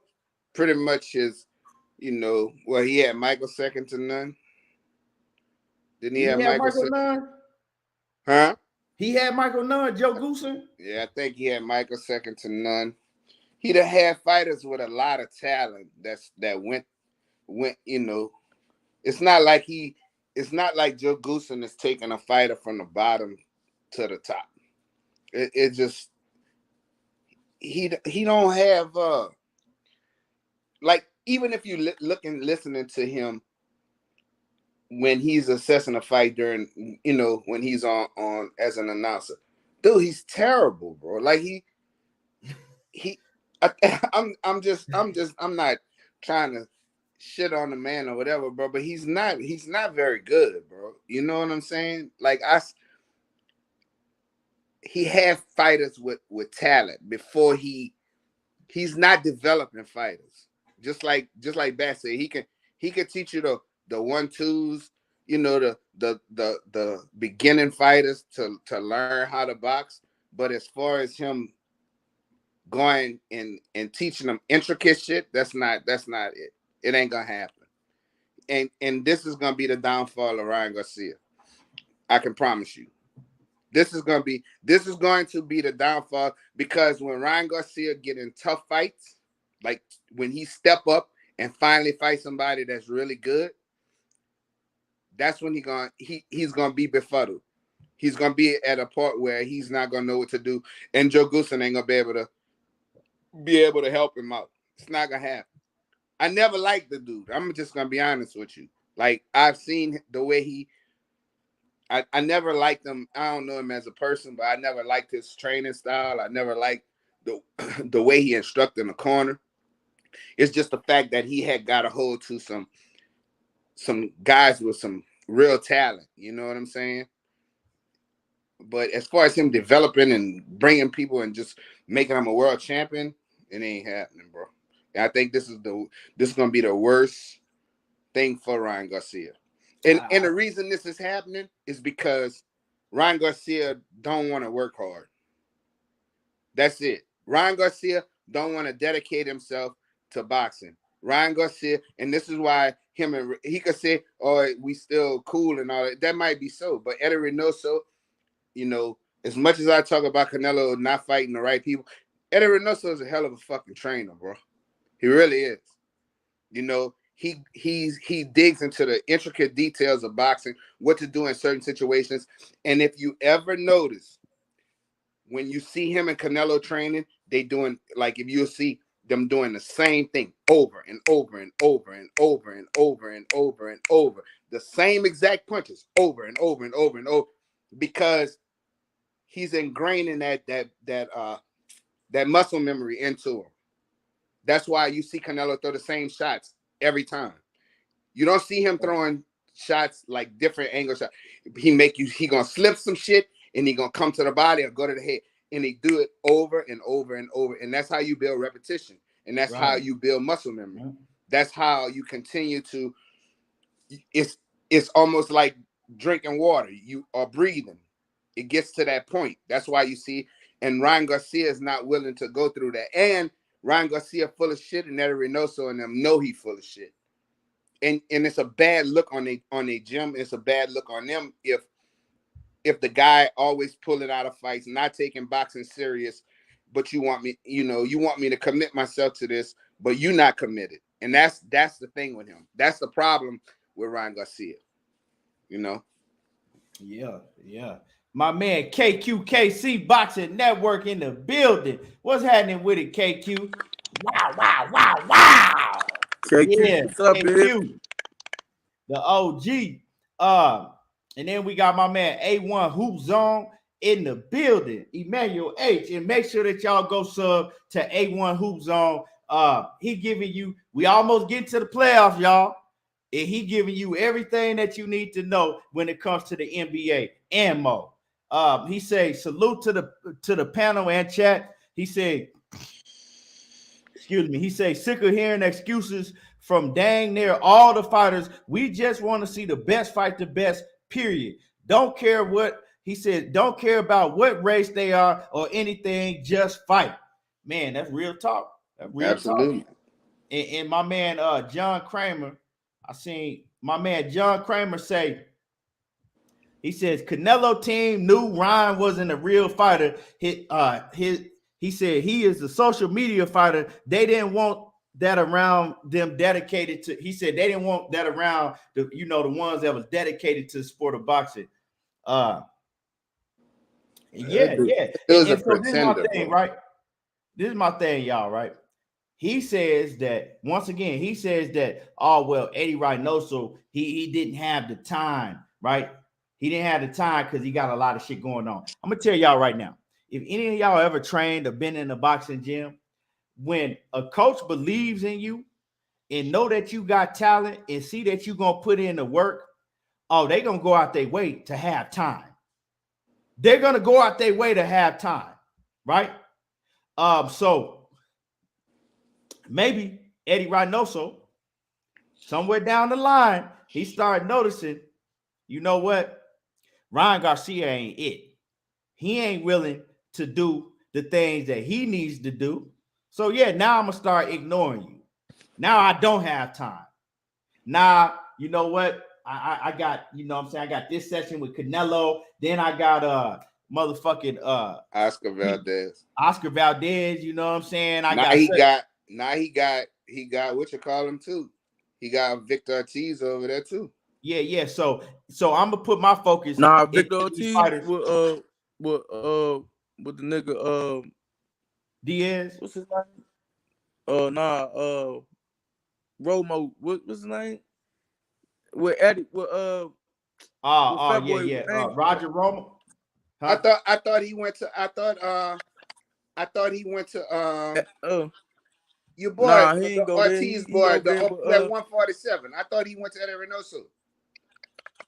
Nah, he went with Manny Rollins, whatever. Okay.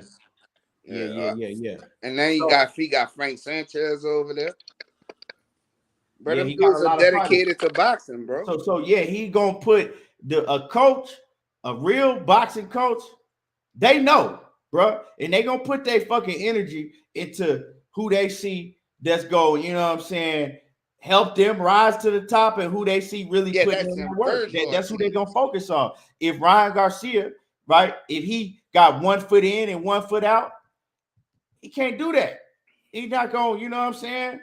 Yeah. Now, of course, Joe Goossen gonna take the job because, you know, for that payday. But, and I'm gonna back up what y'all been saying about Joe Goossen. If he was really that good of a trainer, why don't none of these fighters stay with him? He's had a lot of fighters, right? A lot of fighters within the past 5 to 6 years, but don't none of them stay with him. None of them do. They'll be with him for a couple fights, and then you be like, oh, what happened with Joe Goossen?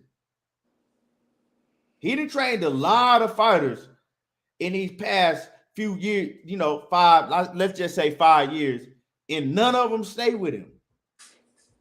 That dude a phony, bro. I'm just he a phony, bro. I'm telling you, bro. Yeah, he one of them dudes that's real educated and can trick you off the break. But when it all ravels, you gonna be like, this nigga don't know really shit about boxing. Hey, my man John Kramer, he said that he said him and Lennox Lewis be going at it on air and shit.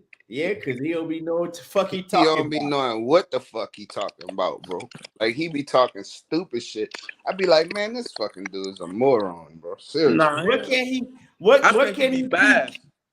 He's very bad. What can he teach Ryan Garcia that Eddie Reynoso couldn't polish up on him? Nothing. Like what special? I mean, nothing. I mean, he can't. I mean, that Eddie Reynoso probably ain't fight, but he go looks at tapes, he in the detail about certain shit, and he ain't afraid to steal certain people's styles, man. You know, I seen it. I see it in Canelo. So, I mean, Mr. Finesse. Huh? Mr. Finesse, you are telling 100% the truth. 1,000% the truth right there.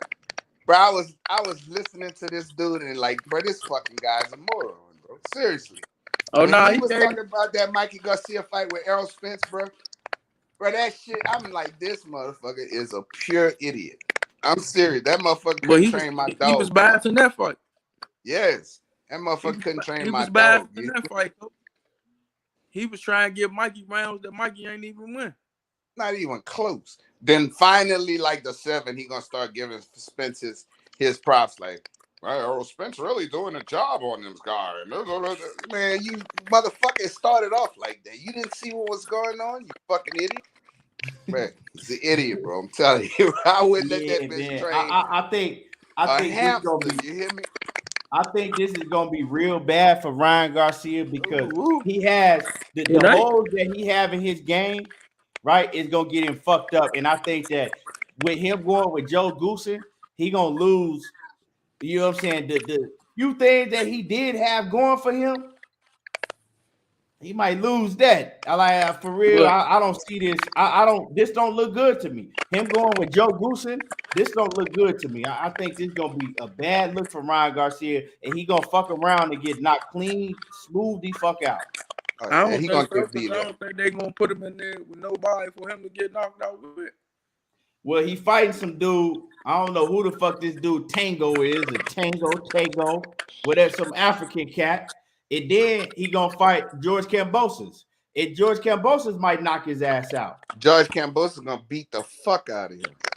I mean, George Kambosos might get whoop him, but he got a chance. I mean, one thing I can say about him, he can punch. He don't have no fucking heart. Yeah, I mean, you know, he can punch. Bro, when I watched that fucking video of Rolly was manhandling that motherfucker like a child up in there, bro. Yeah, he would. Hey, you motherfucking like a rag doll and shit, throwing him everywhere you want to throw him. Bro, that dude is not good. Yeah, but I say this, man. Too many people can't do that without that headgear shit on, man. Without that headgear on, you're not doing that shit with no 8. Hey, Ryan got speed. He do got talent. He do got some talent, coach. He got speed. He got a lot of power. But he do a lot of shit wrong. So he don't get that fucking chin. He don't get that fucking chin out the air. Yeah, That's how he got popped and knocked. Motherfucker looked like he fell off a building when he hit him. And when he throws hook, when he hook, he hook with his chin. He put his chin in the air when he hooked. So he do a lot of shit wrong, but he do have some attributes to him that are real good. You know. He's able to get away with it, but you get in there with the right opponent, they're gonna exploit all of that shit. He got fast fucking hands, I can tell you that, and he got a great left hook. He got a great left hook, but if you take that away from him, that's it.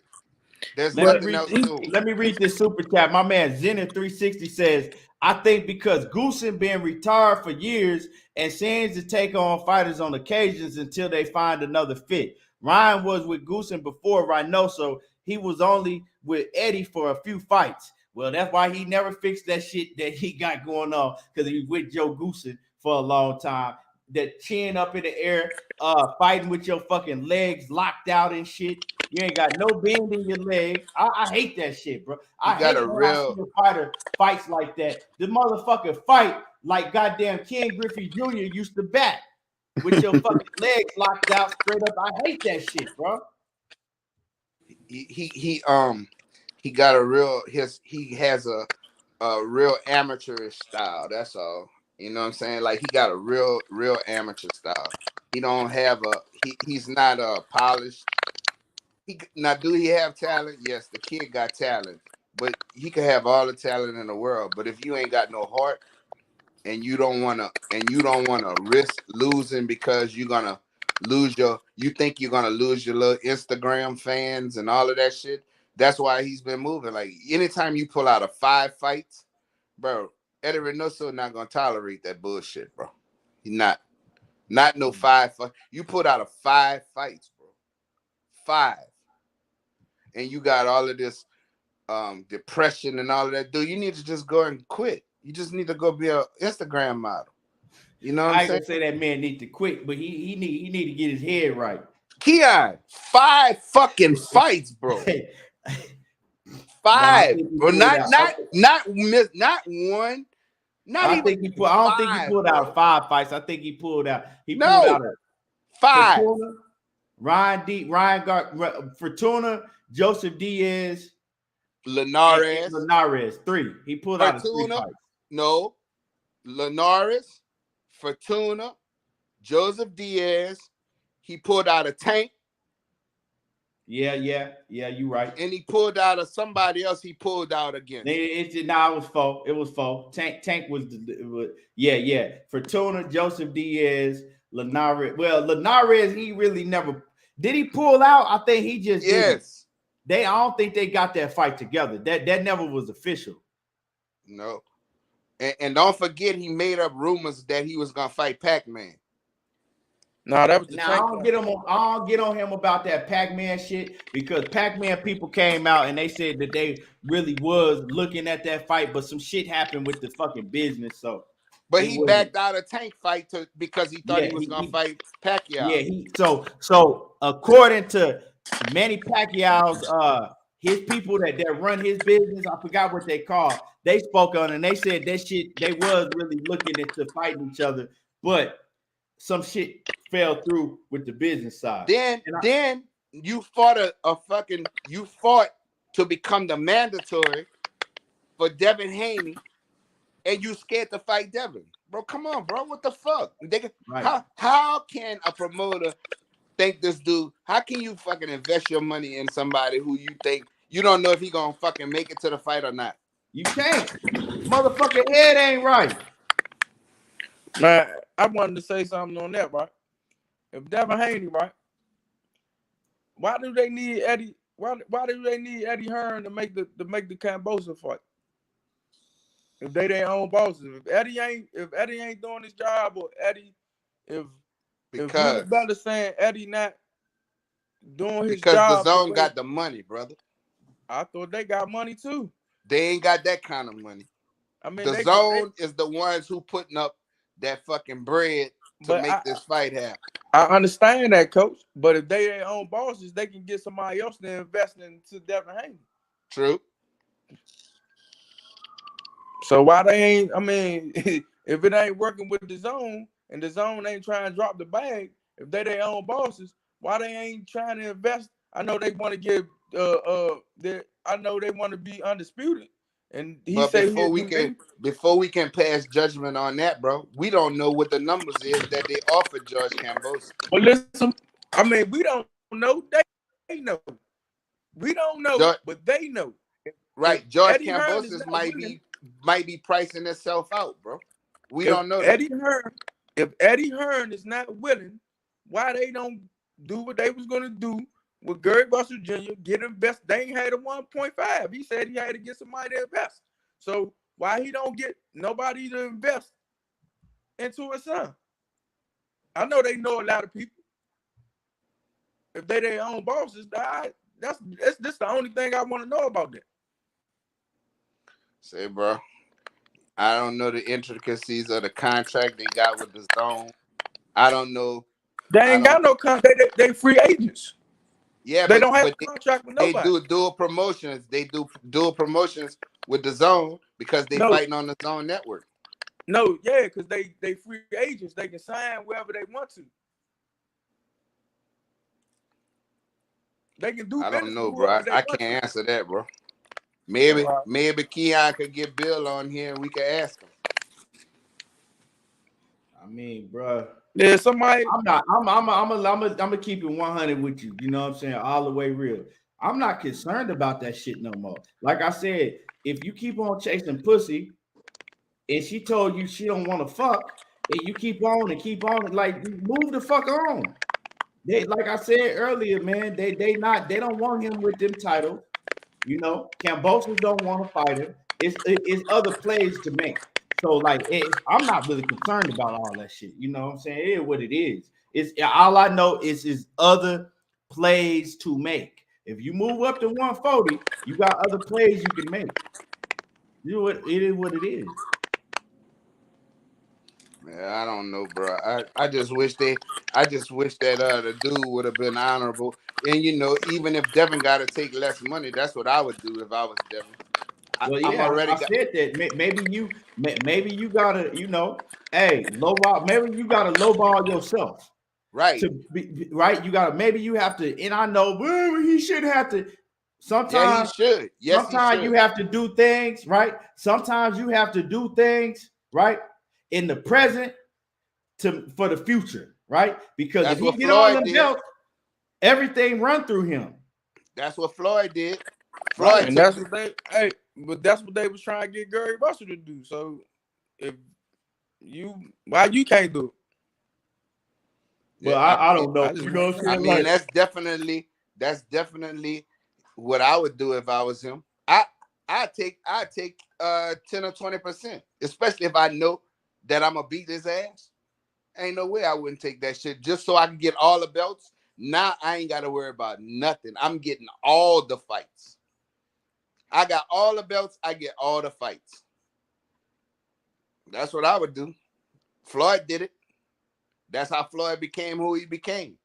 He gave they said he used to walk up in Top Rank, look on the board. Who is this guy? Yep. You ain't gonna make but this. I don't care. Give him here. And that's it. Until he got to a point. And the thing is that Devin Haney is still at that age. Right. That's the thing. But see, they say you're making 3 million, 3 point whatever he's making a fight. Okay, well, cool. You done made more money than everybody else. Now take a sacrifice, right? To make everything go through you at 135. Because once you get all the belts, you're gonna get some big fights. Absolutely. You're gonna get some big fights, bro. You're gonna get, and you're gonna be the A side through all of them. And you're gonna make an ass load of money, especially if you go and whoop George Kambosos bad. If you go and beat him real good, oh yeah, you're gonna get that bag. Drink More Water said he don't believe he gets all the fights, even if he get the belts. He says they still gonna duck him until he vacates. I mean, like I said, they not gonna duck him because you got all the belts. Shit got to go through. Man, y'all need to stop running with that narrative. People ain't that goddamn scared of Devin Haney. Like, come on now. They're pretty scared. Fight Devin Haney, but they're not that damn scared of Devin Haney. Like, it's certain circumstances that got more to do than the shit that y'all like to hear. Come on, man. You know what I'm saying? Once he the money man and he got everything got to go through him. They're gonna fight him. And you done made history. He made history. He probably be the youngest undisputed champion ever. Bro, it's crazy. Like, they gonna fight him. I don't, you know what I'm saying, bro? I'm not running with no fucking narrative that everybody is just so fucking terrified when Devin Haney come in. He can fight. He can fight. But it's a lot more that go into the situation than, what y'all like to just hear and take in. You got a super chat. My man Randall Bivens, he says, I agree with Coach. It's chess. You have to use your position to obtain power instead of using power to gain position. Yeah, and that's what I've been saying. That's what I said, earlier in the show. You got him, and that's a power move, right? It's cool. You know what I'm saying? It's cool. Y'all want to pay me some bullshit? Okay, bet. I'll take some bullshit. I'll take some bullshit, but next fight, y'all gonna pay me after that. I know this. And Kambosos deserves to be the A side. Absolutely, he does. You know what I'm saying? He deserves to be the A side, but whatever few coins that he trying to get extra, okay, well, I'll give it to you. Fuck it. I'm gonna get over there and beat your motherfucking ass. Let me ask you this. Batman, right? Say it's Gary Russell, right? And say Gary Russell got an opportunity to fight Leo Santa Cruz for undisputed, right? Let's say he got an opportunity to fight Leo Santa Cruz for undisputed. Now, Gary Russell usually, let's just say he usually making, $3 million a fight. This fight, even though we know this fight gonna make way more money because it's undisputed, all the belts is on the line, right? This fight, they're telling Gary Russell, we only got $1 million for you. What do you tell Gary Russell to do? Like I told him against Devin, go take his height. Take that 1.4, take that 1.5 and take his height. All that hype he got, his little hype train gonna bounce right over to you. But and not only that, you got to look at it like this. If he would have took the fight, he instead of sitting on the sideline for so long, he'd have made some fucking bread, bro. Because he sat on the sideline for so long. You still gotta feed your family. You still gotta take care of business. You still got shit to do. You know what I'm saying? Bro, it's 1.5 million. Motherfuckers act like that shit is not money. That shit is still good money. And then after you if you beat Devin, bro, you get all kind of glory. Moving up from 126 to 135 and fucking doing that, you got all the glory, bro. You ain't gonna get all the glory. You got some glory. I'm just saying, you're gonna have a lot of glory doing that. You're gonna have a lot of glory. That's why we was taking the fight in the first place. When he was trying to get his money, he was trying to get more than that. Because I'm coming from 126 and I'm a champion. So I'm coming 2 weight classes up. I'm already getting paid 1.4 for 1.4 was my biggest payday against JoJo Diaz.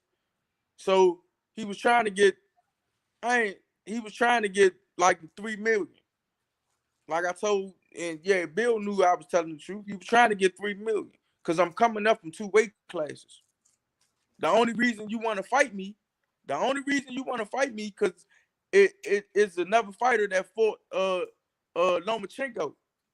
Y'all was trying to prove. But let me say this, Batman. I hate to cut you off, right? In that situation with Gary Russell, right? I understand because you going up 2 weight classes. That ain't a guaranteed win. You feel me? It just facts. That's not a guaranteed win because you're going up to 2 weight classes. In Devin Haney's situation, he feels and they feel that the win is guaranteed. They ain't looking at George Kambosos like that. So if you feel that it's a guaranteed win, you might got to take the less, let them lowball you, get them motherfucking scraps off of them. Now you undisputed. Now all roads lead through you. Yeah, he can start. I don't give a fuck what nobody say. If you undisputed, motherfuckers is gonna want to fight you. But Devin Haney ain't like I know we like to run with the narrative that Devin Haney is fucking just you know what I'm saying, is Godzilla. He's not that. It's not that. Freddie, Devin Haney is fucking. If you fall asleep, the motherfucker turns to Freddy Krueger. But not that, Keon. It ain't that. He can fight. And a lot of these guys. Hold on, real quick. Go ahead. He can fight his ass off, right? But what they look at him is a low, a high risk, low reward type of, that's what they looking at. So they like, man, fuck that. We ain't finna fight him unless we get a whole bunch of money out of it. But see, the thing is, I don't agree with that. The reason I don't agree with that is because it's not a low reward because you got the WBC belt if you win.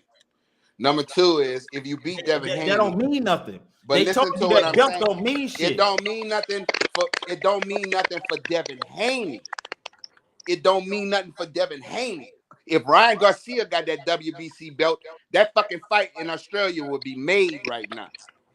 But if they don't believe, believe that they can win that WBC belt off of him, they're not finna take that chance. But you said low risk, high risk, low reward. So it's high not risk, a low reward because if he got high risk is them fucking losing, they walk away with shit. Right. But the point is that belt don't talk for them. But that's the point. That's the point I'm trying to make to you. It's not about Devin Haney is a monster and he's Godzilla. With these guys at 135, it's the fact that he's fucking very, very. He's not no knockout guy, but that motherfucker gonna outpoint you and beat you the whole fight. So the problem is, it's a hard fight for anybody because you're not gonna just catch up to him.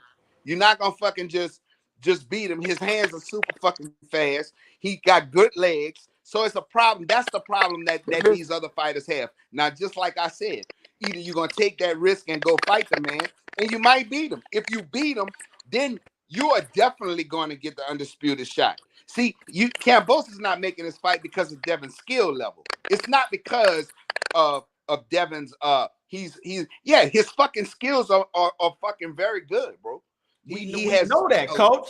I said that. You saying what I said? I said that. No, but what you said is a high risk, low reward. No, yes, the reward is this. The reward is you're going to get a shot at undisputed.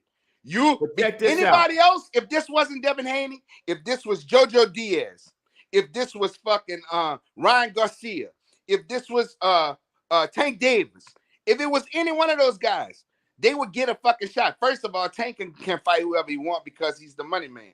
But if Ryan Garcia got that belt, George Kambosos would be fucking biting at the bit. Yeah, because he believes he can beat him. Right. Like I said, you saying the same shit I said. I said that they don't think that they can beat Devin Haney. So in order for them to take a fight with Devin Haney, they ain't giving a fuck about that belt. They giving a fuck about a whole lot of money. If Eddie Hearn is gonna offer a whole lot of money for them to fight Devin Haney, then they'll take the fucking fight. That belt, when you got Mauricio Suleiman telling you that belt don't mean shit, we know what it's about. Right? I want to know this though. I want to know this. How long y'all gonna let them sit there and chase the belt? Right. Move on. I mean, I'm talking about all the channels. How long y'all gonna sit here and let them chase the belt? I mean, if he don't get the shot, I thought he was gonna move up. I want to see it. I think they bluffing. My man Zenith 360. I think Zenith.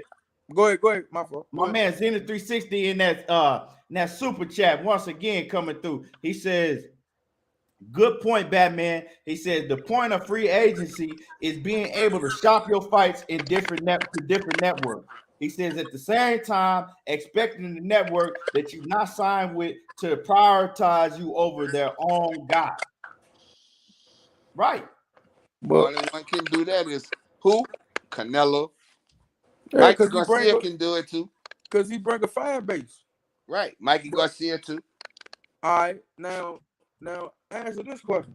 How long people gonna let Devin Haney sit there and chase Kambosos and not move up? I mean, wait. But Batman, this is my thing. Why should Devin Haney have to move up? Now, this is what he said he was gonna do, so I understand y'all holding him to it. But why should Devin Haney have to move up when he the fucking WBC champion? Why should he have to move up? Because he can't get the fight. That shit is unfucking fair, bro. I mean, it's unfair, but coach, this the same thing with Gary Russell. When motherfuckers ain't know Gary Russell's situation, they was telling Gary to move on and go up. If I was Gary, I would fucking fight my mandatories 2 times a year. Fuck it. Y'all bitches don't want to fight me. I'm gonna keep on fucking making my 1.5. Fuck that shit. But I'm just saying. I'm just saying. I know a lot of channels was telling Gary to move on. If you can't get the fight you want undisputed, you might as well move on. Yeah, they telling Gary to move up. The motherfucking Gary 5'4". I never said him to move up. Only thing I wanted Gary to do, coach. Only thing I wanted Gary to move up is keep fucking fighting. I just wanted Gary to keep fucking fighting. I didn't like the fact that he stayed sidelined for fucking so long and only fighting once a year. But that wasn't him. That wasn't him. That's what we explaining to y'all. Gary do not make the fights. But Gary know how to talk. I mean, you know, it's a lot of other people involved. So but Gary know how to speak, don't he? Yes, but it's a lot of other people involved. So if you get to speaking, other people get punished for what the fuck you did. So that's why I was out here. That's why I was out here doing you know what I'm saying? What is it called? Collateral damage control. He done always did he have mandatories? Did he have he fought all his mandatories. He only get one mandatory a year. He can only get one mandatory a year? That's all he was fighting. That's not what I asked you. That's not what I asked you. So he can only get one mandatory a year, or could he have gone and saying, okay, the next one in line, let's go? Nah, he couldn't do it. Every year. Your mandatory got to take his drink. What? After you. So he couldn't fight 2, 3, 4. He could 5. He couldn't fight none of them. Nah. Why? Every year you get a mandatory and a voluntary. And the only time so he was only getting one mandatory, he wasn't getting no voluntary. So he could have voluntarily offered fights to these fucking guys that was number 4, number 5, number 3, number 2. But who makes the fights? Yeah, I know Al Heyman and them was the ones making the fights. All right then. But so let me ask you this question, Bat. How long he been with Al Heyman? Been with Al Heyman since he started boxing, started his professional career. So how many contracts he signed with him? He signed a 3-year contract at first, but he was on a fight by fight basis with him his last couple of fights. Okay. And, so that's my thing. And my 2 little brothers are signed with Al Heyman for 5 years. So they signed for 5 years. Ooh, if y'all was having a problem getting Gary, let me ask you this question. Before Gary had his problems, they already had signed. So if I was Gary Russell, when they came with that DAZN shit and was offering all that big money, and I'm not fucking fighting. He was already signed when they came with the big money. Eddie Hearn had came to him, but Eddie Hearn tried to lowball him, so he ain't go with the deal. Shit. I mean, let me read this. My man Zenner says the reason DAZN is gonna put up money for Ryan is because he signed with them. DAZN pays Haney well, but he has no long-term deal with them. He says, so why you think they're gonna so he said, so I think he was saying, so who you think they're gonna choose? Yeah, Ryan, they're gonna choose Ryan. Right. And then in the super chat, Mr. Steal Your Chin says, when it's a bug, he said, when it's a bug fight on the line, the Haneys cannot get the job done. Big fight. When it's a big fight on the line, the Haneys cannot get the job done. He says the problem seems to be the same thing. Haneys and Hearn is the problem. Now you see, we don't know that. That's not. We don't know that. We don't know. Mr. Steal Your Chin. We don't know. We don't know what George Kambosos' number is. So we can't jump to no conclusions because we don't know. We don't know until it comes out how much money was offered. So he said we do know that, coach. Okay, well then type in how you know. That's what I mean, because the only reason they know because DAZN, their own network, came out and said Devin Haney is outpricing himself.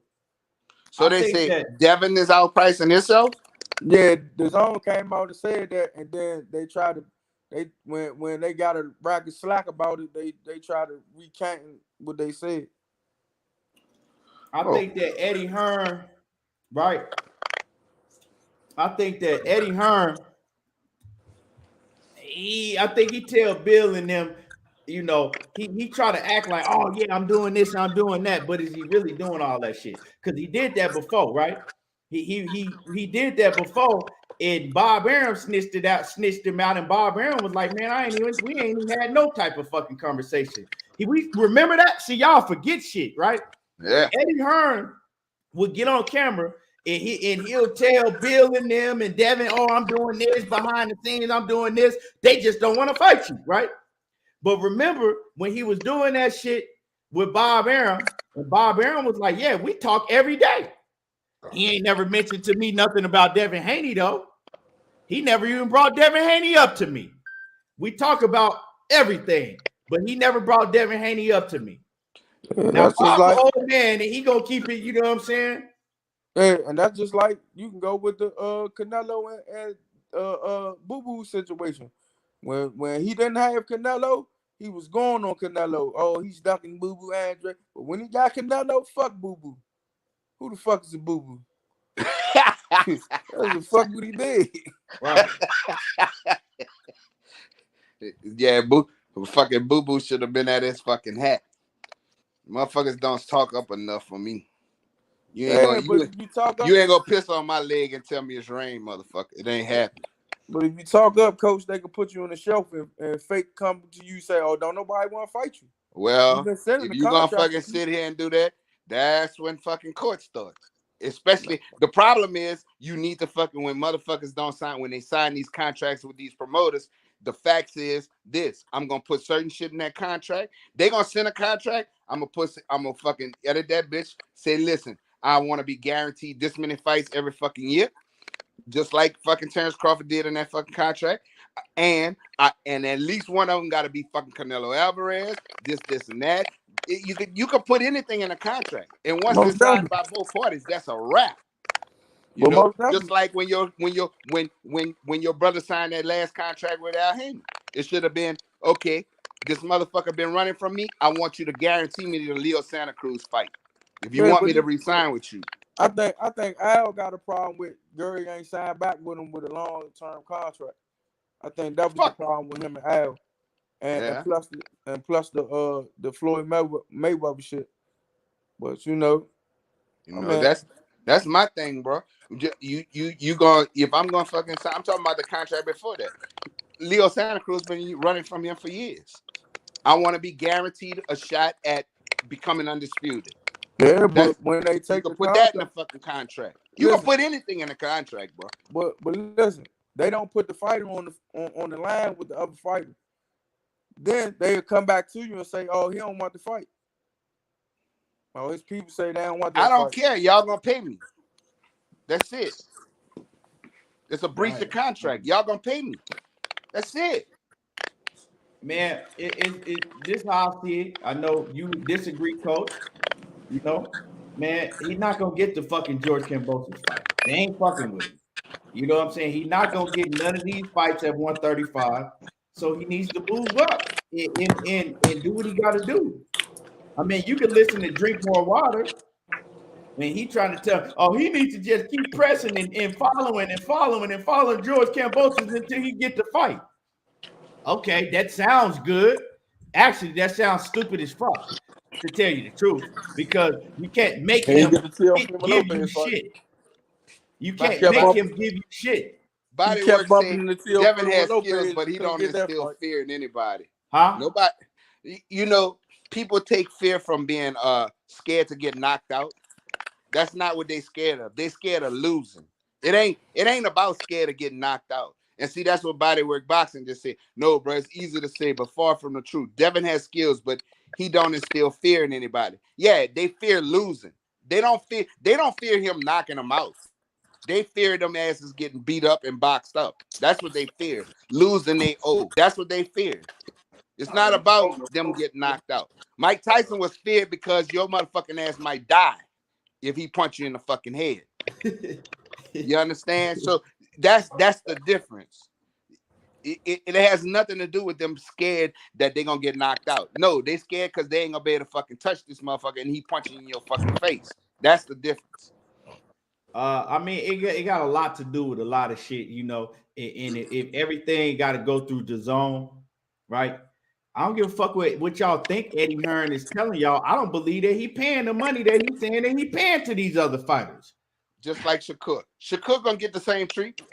Yeah. He gonna get the same fucking treatment. Because skills pay the bills and boxing don't want no more Floyd Mayweathers. Not from no black dude. I'm being real. They don't want no more Floyd Mayweather. That would happen with Gary Russell too. They don't want no more Floyd Mayweathers, bro. They don't. W. Right Side said, do y'all think PBC and Top Rank fucks with him at 140 and he gets the fights there? He a free agent. He can move. He said he can move how he want to move. I know that you got a Regis program. You know what I'm saying? They can scratch. Regis is scratch with him. You got Gary and you got Gary Antuanne Russell. He is scratch with him. Al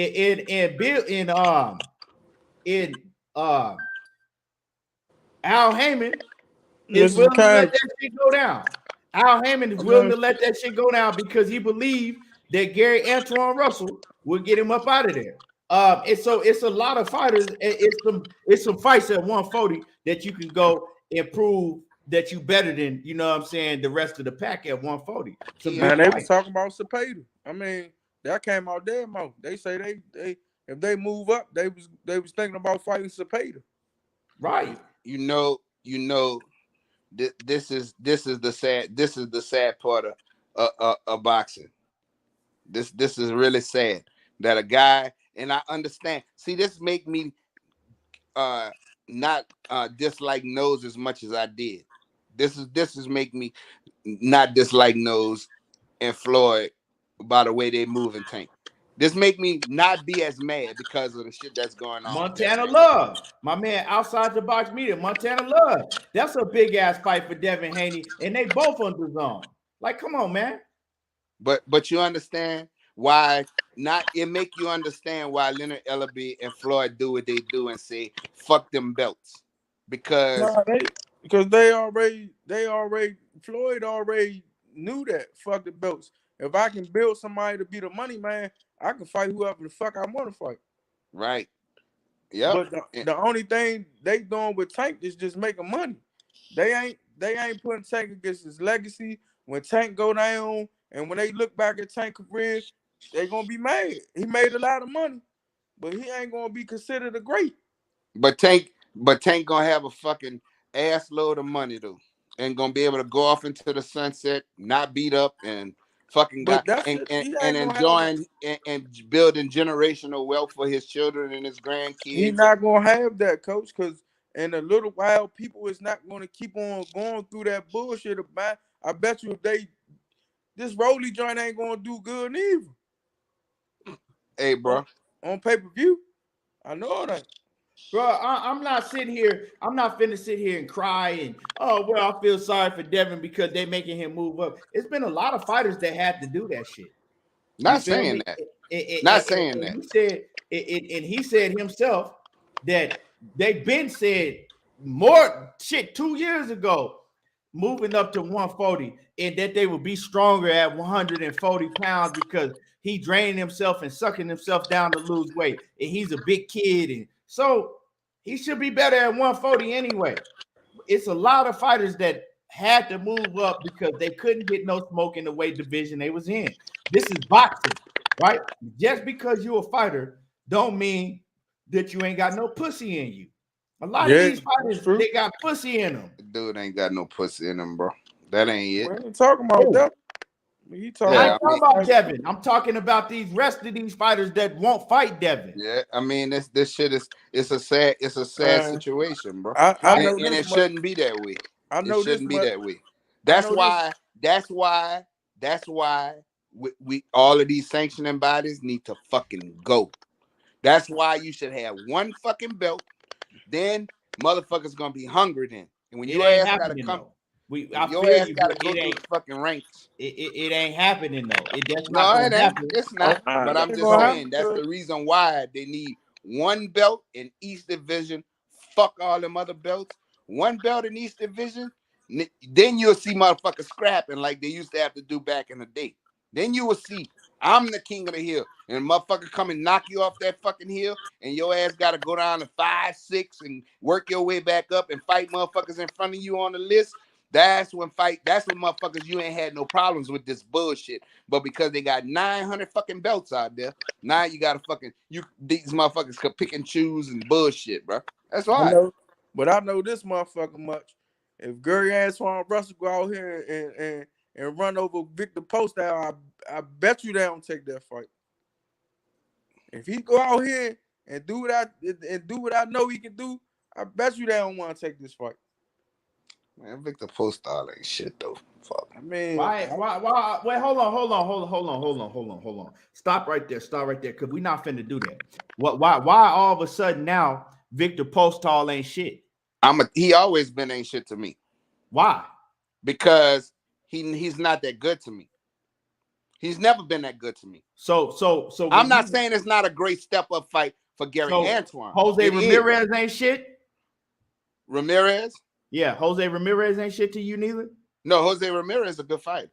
So how is Jose Ramirez a good fighter, but Victor Postol ain't shit? But if you go watch the fight, I'm looking at skills. Hold on. If you go watch the fight, to me, Victor Postol beat Jose Ramirez. Now Jose Ramirez got the close decision, but Victor Postol to me should have won that fight. But you just said that Jose Ramirez is a great fighter.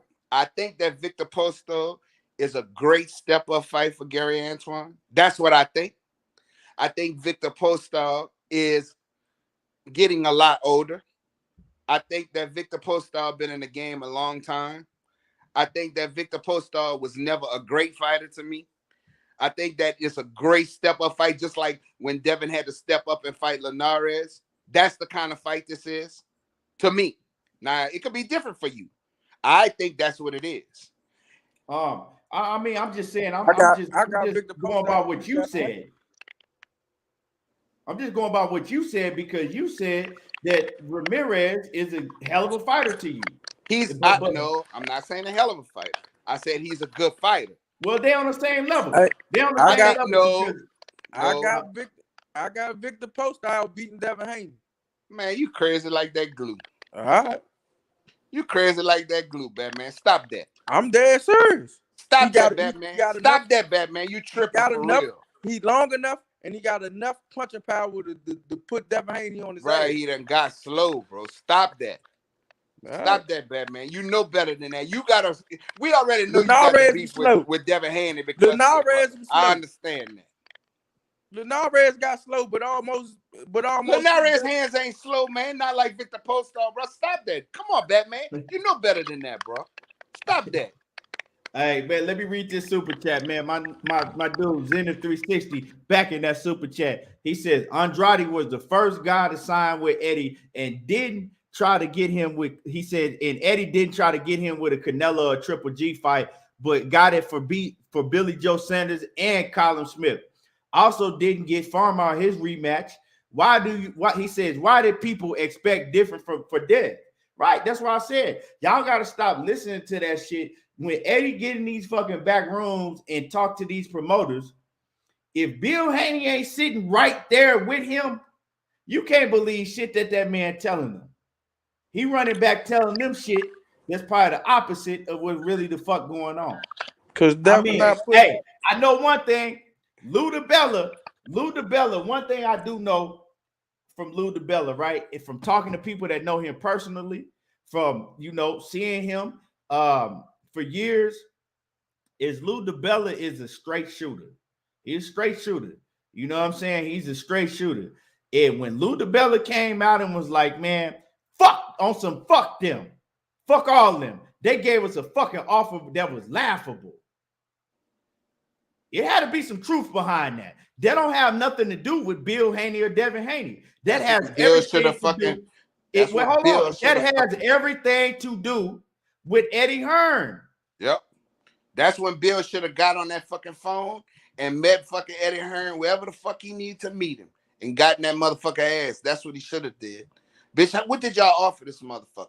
I want to know what the fuck this is. Why Lou DiBella saying what he's saying? I'd have called Lou DiBella myself and fucking asked him. Bro, there's ways to get shit done. Motherfucking keeping your mouth closed is not one of them. He ain't got Lou number. Keon, if you fucking got you play baseball like I did, right? Right. If you standing at the fucking plate and you get 3 strikes down the middle without swinging a fucking bat, you guaranteed not to hit the fucking ball if you don't swing, right? Right. So you got to open your fucking mouth and find out what the fuck is going on if you're trying to make this fucking fight. Yeah. What it is, man. That like he ain't got Lou DiBella number, man. Just like he ain't had Bob Erm number. But they in that Eddie fucking Hearn. Business, bro. They Eddie can fucking Hearn. Get whoever number they want. I mean, why they ain't do it? Bro, I fucking don't know. The only fight these people tried to make was the Gary Russell fight. So why they never got Bob Erm number when they was trying to do the Teofimo Lopez thing? And Bob on Barbershop Conversations, Bob told Bill, man, tell Eddie to call me. Bro, all I'ma say is this. Look, man. But they go through Eddie for the business. Eddie does the business. He talks to the promoters. He do all of that. So all I'm saying is that you can't trust everything that Eddie Hearn is running back telling you.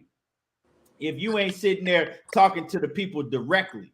Eddie Hearn will say any fucking thing. We didn't seen it.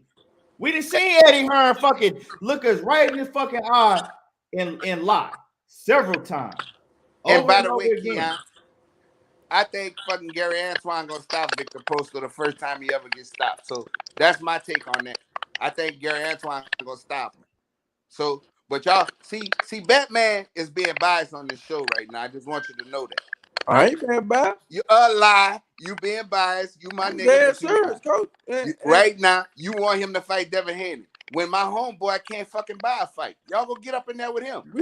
That'll be a great fight. Man, listen, man. Your homeboy Regis and Gary Antuanne will be a hell of a fight. I love that fight. Your homeboy good, right? He don't throw he a 1-2 puncher.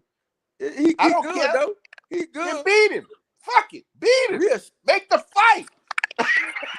Yeah, we definitely make that fight. Make the fight. Y'all want a man at 135 who the champion to move up. My homeboy, these motherfuckers, he going to do what Devin Haney going to do. He can't get a fight. He's trying to get fights. We want all them niggas. Hey, thank Father, Regis getting talking about? We want all them niggas. I don't care if he win, lose, or draw. I want to see the fight. We want all them niggas in. And like I said, with your homeboy, he's good. He's not what you think he is. He a good. I fuck with Regis. He tough. I fuck with Regis. He's tough. I fuck with Regis too. He's very intelligent. I study Regis. He's a one-punch puncher. He got good power. He got good hand speed. He got good power. He got good head movement. His defense is cool. His defense cool because he gets hits a lot. You better quit. You better tell your brother to quit dropping his hands when he throw punches. I know my brother don't drop his hands. That's what I be telling you. I've been watching the boy. He catch the shit. He catch punches. He catch punches and fire right back. He don't give you time. Make the fucking fight. I don't want to hear that shit. You my mad? man always got after your brother fight. After your brother fight post-star. After your brother fight post-star and Regis fight in March. Make the fucking fight. I want to see who the best out them two bad motherfuckers. You they mad both bad motherfuckers. You mad because we try to put Devin Haney face in the dirt. I'm not mad about. No, I'm not mad. I said you're biased because your other brother. You saying that? So why Devin Haney? So why Devin Haney called out a 126 pounder? Hey, bro. No, I don't know. Nor do I care. I know one thing. I know one thing. Two 140-pound bad motherfuckers. Two 140-pound bad motherfuckers. I know. Not 135 and a 140. I said two bad motherfucking 140 pounds. Right? They got two of them. They got fucking Gary Antuanne and they got this other motherfucker named Regis Prograis they both at 140 right now.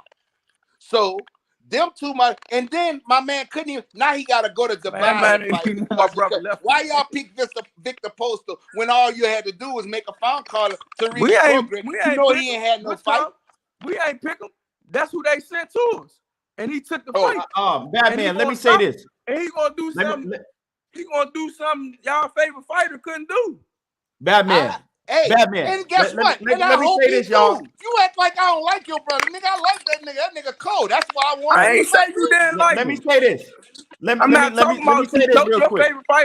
Your favorite fighter ain't fighting. Let me say this real quick. Batman. And this is to you, Batman.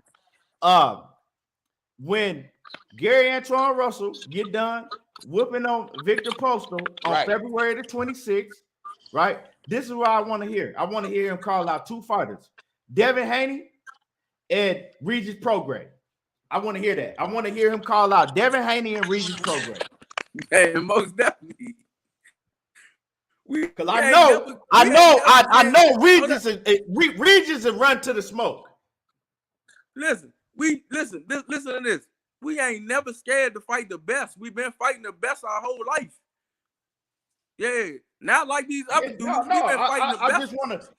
I know I feel you, but I think that listen. Hold on, Keith. And the reason I'm saying Regis is because a lot of fighters are not gonna fight Antuanne Russell. They're gonna touch him, but I think that Regis would be willing to fight him. Listen, cool. Listen to this, and I'm gonna say this.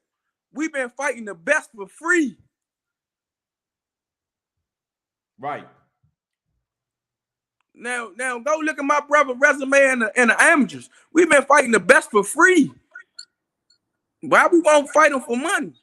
Shit don't make sense. I'm not saying you ain't gonna fight him. I know you'll fight him, but I'm saying those are two fights. See, you ain't understand what I'm saying. I know what you're saying. Those are two fighters that I believe that'll fight each other. Ain't now one of them gonna duck. Fight. He gonna have Devin Haney in his mouth. He gonna have Regis Prograde in his mouth, and he gonna have Josh Taylor in his mouth. Right. Josh Taylor ain't gonna fight him. Yeah, but he's gonna have his name in his mouth. Right. He ain't gonna fight him. But I know if Josh Taylor can have a close fight with Regis Prograde, I know we'll have a fight with him. Right. But so man, I'm gonna get ready to wrap it up. We've been on here for 2 hours and 40 minutes, man. Let me get y'all last word. What you said? I didn't hear what you said because somebody called my phone. Nah, I just said that.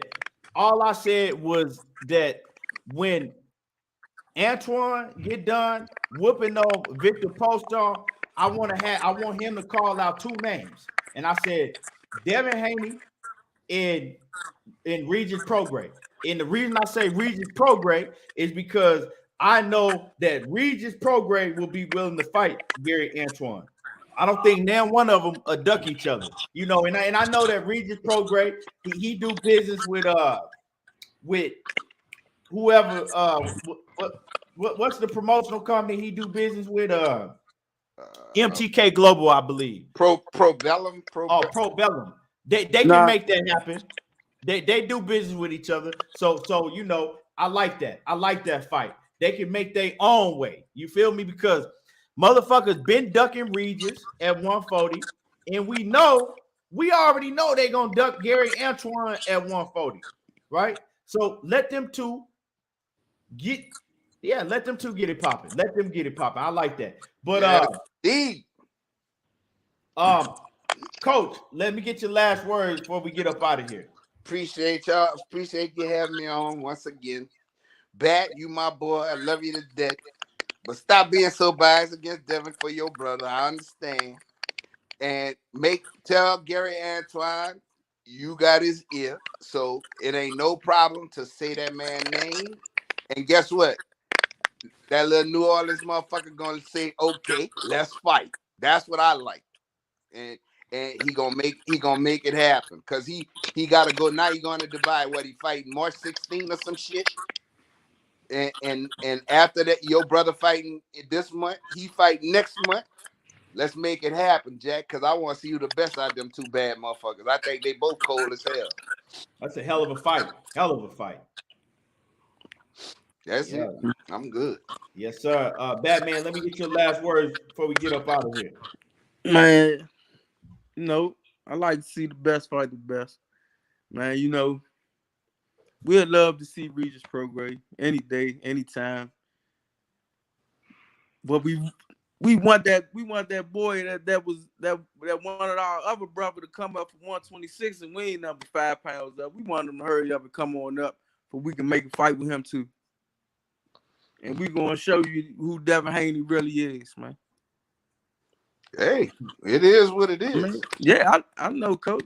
I just want to see. Really I like the best. I know one thing. Devin Haney ain't gonna fight Regis. He ain't gonna fight Gary Antuanne. So you might well get that out your head. Oh man, so what? So he's gonna duck him? Probably. Right now he will. If he move up to 140.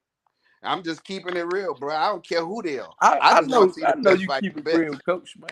I know you got Devin Haney the best. I think he'll duck Regis too. He ain't getting in there with Regis. He ain't gonna get in there with no fucking Regis. Josh Taylor don't want no more Regis. So y'all two gotta find a hard fight, a hard time getting fights. So that's two guys that always want to fight. So I think that fight could get made, and I think we're gonna find out who the baddest out of them two hard-hitting motherfuckers. I don't give a fuck. I just want to see a good fight. That's what I want to see. Most definitely. I'm once I get off this horn, I'm gonna put something in this text. All the motherfuckers' names he need to call out. Regis gonna be Regis. Hopefully he don't be quiet and don't say shit, because he kind of laid back and don't say shit too much. Nah, when the press conference come, he get to spitting out niggas' names. Yeah. He definitely spit out niggas' names. Yeah. Right. I can't wait, man. I can't wait. Boy, that's gonna be glorious. Those are great fights. Them is great fights, in the near future we can have this year. Boy, that's Spartacus blood and sand, son. That's Spartacus versus Crixus, son. I like, them two of my favorite fighters, Gary, Antuanne, and Regis. I fuck with them heavy. Like, yeah. I'ma just sit back. If they fight, I'll sit back and I'm just watching. You know what I'm saying? You ain't lying. The best man win. Yeah, then after we get that fight, man, we want Haney, man. Okay. Just call that little peanut head boy from New Orleans. He gonna answer the call. And matter of fact, I'm gonna get my brother to call his mama and make sure we get the fight. My brother know his mama real good, so I'm gonna make sure I'm gonna put it all in his ear. Hey, bro, this dude calling your name, bro. You from New Orleans, homeboy. We don't duck shit. Right. Like I said, man, let's get it. But I appreciate everybody for coming through. Make sure if y'all ain't hit my like button yet, make sure that y'all hit my like button. Another great show. Salute to my brothers on the Valentine, panel. my wife. Peace out. Yes, all right, folks. Salute to the brothers that came through on the panel. Everybody that came through in the super chat, much appreciated. And y'all already know. And Cassandra Mason, salute to the Queen Cassandra Mason. And we will be back again tomorrow, same place, same time. And yeah, we out. Y'all already know how I do. There you go, talking that boxing again. We gone.